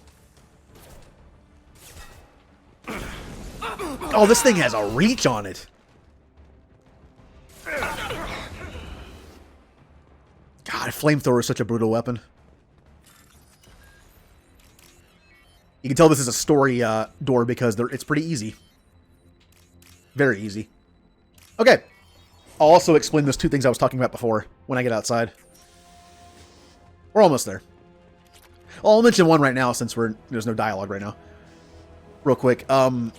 If you do this after the game is beaten, you will see Harbinger at the end talking to you, taunting you, like, oh, I'm Harbinger, blah, blah, blah. We're going to win. But if you do this before the game is over, which you can do on the console at least, Harbinger doesn't pop up at the end. It's the Collector Queen. Because you don't know Harbinger is controlling the Collectors yet at that point. So this is like, so at that end sequence, you're either talking to Harbinger or you're talking to the Collector Queen. I've only done it once. That's how I knew. I was playing this on my own time one day, like years ago. And I was like, why is that not Harbinger?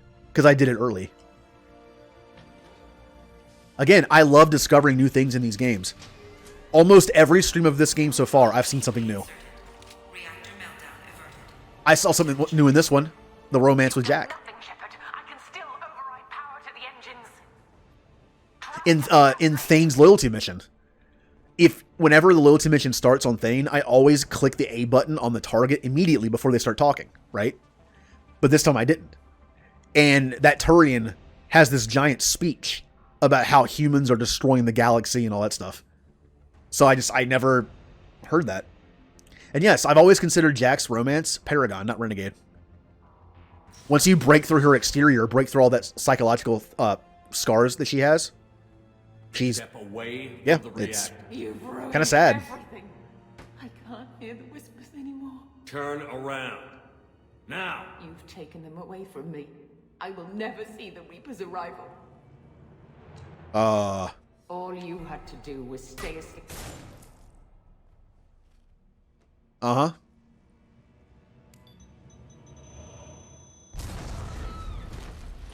Of course. Either way it goes off. Collision imminent. Warning. Collision imminent. Warning. Collision imminent. Warning. Collision imminent. What, do we have like 20 minutes left? Collision imminent. Warning. Collision imminent. Warning. Collision imminent. Joker, this is Shepard. I need a pickup. Now. Communication system damaged. Nah. Damn it. Evacuation protocols in effect. All personnel report to escape shuttles. Where can I find an escape shuttle? Take the lift from this room to the external access. From there, proceed to the communications tower. Let's go. Escape shuttles will be located on the tower's landing pad. I have to get to that comm tower and take a shuttle. It's my only chance. What was the time? 28, I think. 28 minutes. Which again, we could just sit here and wait. We could just wait here for 28 minutes and die. Now let's go talk to Harbinger. Since it's Harbinger this time. I'm sure everyone played this. Most people that played 2, especially when it came out, played this last. Because this DLC came out like a month or 2 later, maybe 3. But when you're playing, it's kind of like Citadel DLC, right? The Citadel DLC was the last thing most people probably did in 3. Since I've replayed it, it's not. Ooh. Now what's this? Don't remember this room. I'll take some money. That money's not going to do anyone any good. It's going to be destroyed when this place goes boom, so... Oh, really? Interesting. For some reason in my playthrough, the DLC, I was actually going to do this DLC before the end game. That way I could show people like, hey, this is what it looks like when you have the Collector Queen at the end. But I couldn't. For some reason the DLC didn't pop until I beat the game. I don't know why. The last time I streamed this as a Paragon engineer, I had the option. I don't know why I didn't this time. We've had some weird glitches this time through. I'm still getting stuck on stuff, which is nothing new. But I had this wavy line issue on the main menu that I never had before. Kind of funny that the PC version of Mass Effect has to me more glitches than the console one does. Like when Mass Effect 1, I fell through the map a couple times. Never had that problem on the console version. My shields are down. Okay, I'm going to clear these enemies out because I want to mention that other thing I was talking about. Which is a good place this is a good place to do it. And you have that slight muffled noise since we're in space. Technically, we probably shouldn't be hearing anything, but I'd assume this thing would have like a very, very, very thin atmosphere to it. Since it's a large asteroid. I guess that would be enough to have sound travel. It's been a long time since I had a science class. I don't exactly remember how the travel of sound works in space. Hope the Normandy's listening. Yeah, alright. Downside to being a Vanguard. Yep. You missed the suicide mission. I did it first thing. I'll show you the aftermath. This is not going well. I need to get out of here. No, poke up. There we go. Bye. This is where being a Vanguard comes in handy. Just being able to run around the map. You don't want to see the... You know what, Jay? You don't have a choice. You don't have a choice. Also, someone did Blitzball time. So I'm going to have to do Blitzball after this before I start 3. You sold Legion and said Grunt would be... Well... No, Grunt's alive. For now.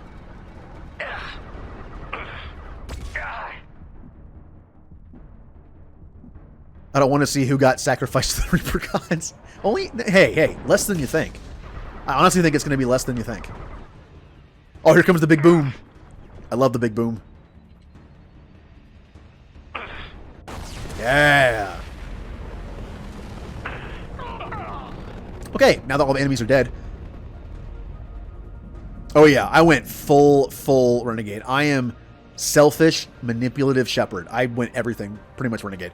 Now here's the cool thing about this. This moment, you see how the proximity is getting bigger, right? You know how the proximity bar is going up? We're actually getting closer. Like, look at it. If you can like pinpoint where this is based on this, we are slowly getting closer. I love this aspect of this place. Like, you can even wait to hit it. We could just wait here and hit it.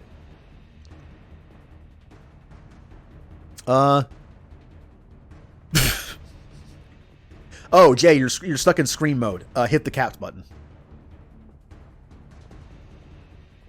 Also, Jay, I know. I think I told you this before, but the detail where if you do this before the end game, this is going to be the Reaper, the Collector Queen, and not Harbinger. See, we're getting even closer. I think I one time waited until the very end. You're so close to the relay when you leave. Oh, this is pretty cool. All right, let's not die. Let's have a little conversation with Harbinger. External comm channel open. Shepard to Normandy. Joker, do you read me? There it is. This reminds me of the moment with Sovereign on Vermeer. It's just like a nice little platform. Shepard, you can have a talk to him with talk to a Reaper. An annoyance. You fight against inevitability, dust struggling against cosmic winds. This seems a victory to you, a star system sacrificed. But even now, your greatest civilizations are doomed to fall. Your leaders will beg to serve us. Yes. People will die. Maybe we'll lose half the galaxy. Maybe more. But I will do whatever it takes to rid the galaxy of the Reaper threat. However insignificant we might be. We will fight, we will sacrifice, and we will find a way. That's what humans do. Know this as you die in vain. Your time will come. Your species will fall. Prepare yourselves for the arrival. Oh, DLC name drop. Bye, Harbinger. I'm not quite sure how you were here like that, but... Roger that. A secret? What secret is that? That Brock's a jerk?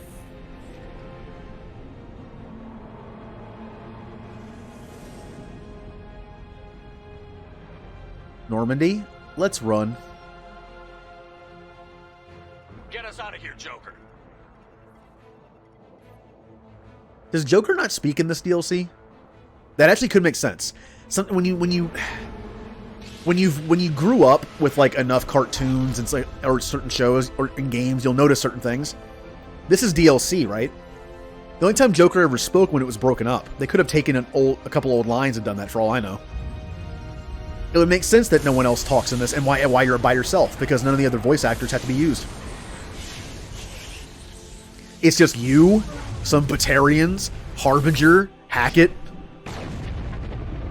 Kaboom! Yes. Yes, look at all the dead Batarians.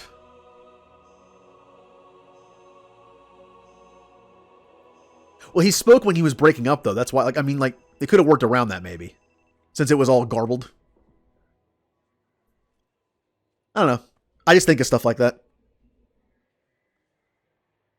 Like, whenever I watch a show and I notice that certain characters aren't in the episode, all I can think of is like, oh, they probably couldn't get the actors. They're doing something else. Maybe they're in a different show. They're doing something else. They're not available. They're sick. Who knows? Oh, poor Joker. Can we get him a mech suit or something, please? Huh. Looks like you've recovered. Admiral Hackett. Sounds like you went through hell down there. How are you feeling? Fine. No more visions, if that's what you mean. I wasn't expecting to see you here. You went out there as a favor to me. I decided to debrief you in person. That was before the mass relay exploded and destroyed an entire Batarian system. What the hell happened out there, Commander? I feel sorry for Hackett. You know, Hackett sent Shepard out. It was like, be discreet. And then this happens, and he's like, why?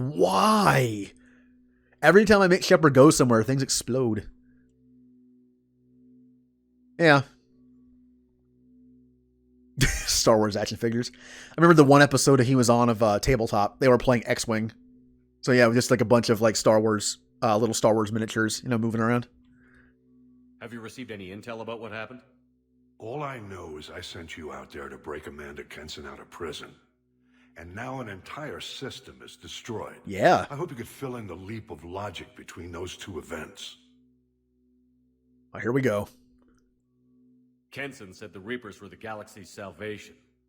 Then she captured and sedated me and held me against my will. She wasn't willing to stop the invasion. So I did what had to be done.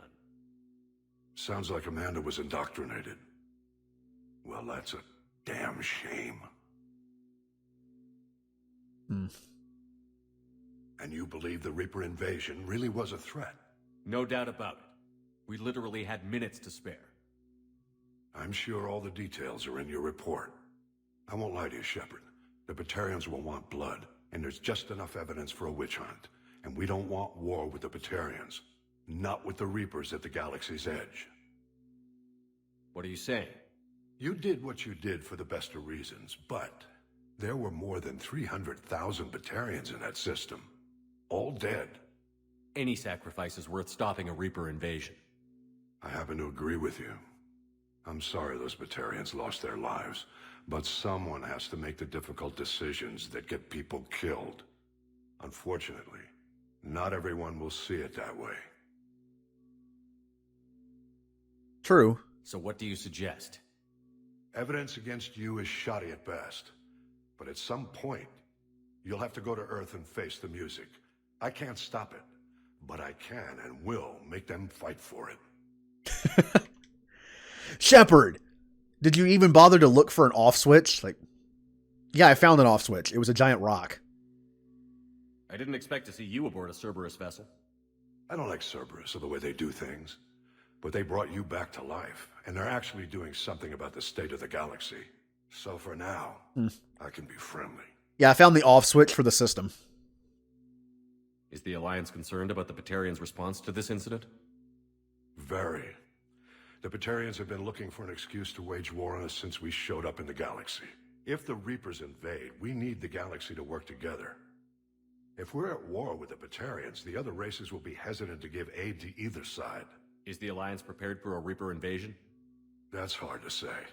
It took multiple fleets and the Destiny Ascension to bring Sovereign down, and that was just one Reaper. If the Reapers come in force, we're just not ready. I stop a Reaper invasion and they want to put me up on charges? It's not a matter of preference, Shepard. You'll be a convenient scapegoat for avoiding open war. Do whatever you have to do out here. But when Earth calls, you make sure you're there with your dress blues on, ready to take the hit. Yeah, we'll see. In the meantime, you keep this. I don't need to see a report to know you did the right thing. Yes, sir. You've done a hell of a thing, Commander. No truer line has ever been spoken. And yet, no, it was an off switch. Just a very loud one. Hooray! Well, that's Mass Effect 2. We're ready for 3, except someone redeemed some Blitzball time. So we're gonna go do that. Just give me 1 second. Okay, never mind. We're good. I'm gonna save the game. Oh yeah, and the aftermath. How do I know. Well, I guess that either way works. I'll do it this way. Oh yeah, I did romance Jack. I was not planning to romance Jack. It was the weirdest thing. I wasn't planning to romance her. It just kind of happened. So roleplay perspective, it's like it also just kind of happened. Wasn't planning on it, but it did. I'm gonna go to the Citadel, and then when we leave the ship, you'll be able to see who's missing.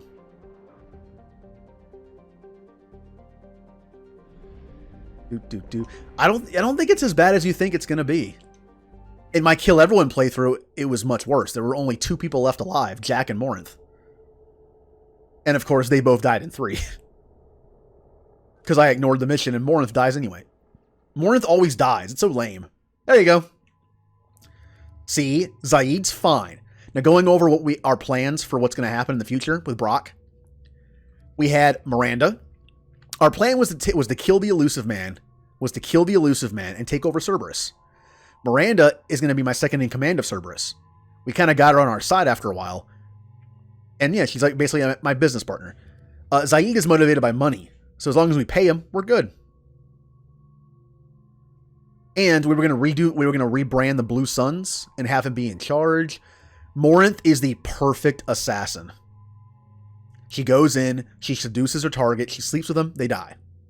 And it looks like an accident. Sometimes. Tally and Morden are here for one reason. their knowledge. They're not going to be on board with what we're doing, but they're great tech and biological experts, so I'm keeping them. And then you have Grunt. I actually did not do Grunt's loyalty mission for one reason. Without doing his loyalty mission, he is a crazed Krogan out for blood. That's what I want. He's always looking for a fight. I want that. And then Jack is my romance. Originally, she was just going to be a powerful biotic on the team, but now we just kind of connected. So then you have the rest. Yeah, unfortunately for Garrus, he died on the ship, by the way. Garrus had like the worst death ever. He died on the ship to a metal beam. Sorry. Jacob got cooked in a pipe and then got shot in the face with a rocket. Thane died by being disintegrated from the engine on the ship. And Kasumi was the fire team leader who died. So yeah, more than half the team is left. Oh yeah, and this empty spot right here. I sold Legion to Cerberus, so yeah. Well, hold on. 1, 2, 3, 4, 5, 6, 7. Wait, hold on. 1, 2, 3, 4, 5, 6, 7, 8, 9, 10. There's 12. There's 12 people, right? 1, 2, 3, 4, 5, 6. There's 7 alive. Only 4 people died on the mission. This isn't nearly as bad as I think people were going to think it was. But everyone is alive for a reason. And if they aren't needed to be alive anymore, well, then we'll see what happens. Let's all go to the Citadel. Let's all go to the Citadel. Let's all go to the Citadel and mourn our dead. Yeah, but luckily, Jay, you're subbed to me like 10 times. So I've lost like half your subs already. Okay. So we're going to play a game of Blitzball because Sergeant redeemed Blitzball. Hopefully he's still here. That took a lot longer than I thought, but we were in a situation where I couldn't save the game. All right. We'll play a game of Blitzball, and then we'll start up Mass Effect 3.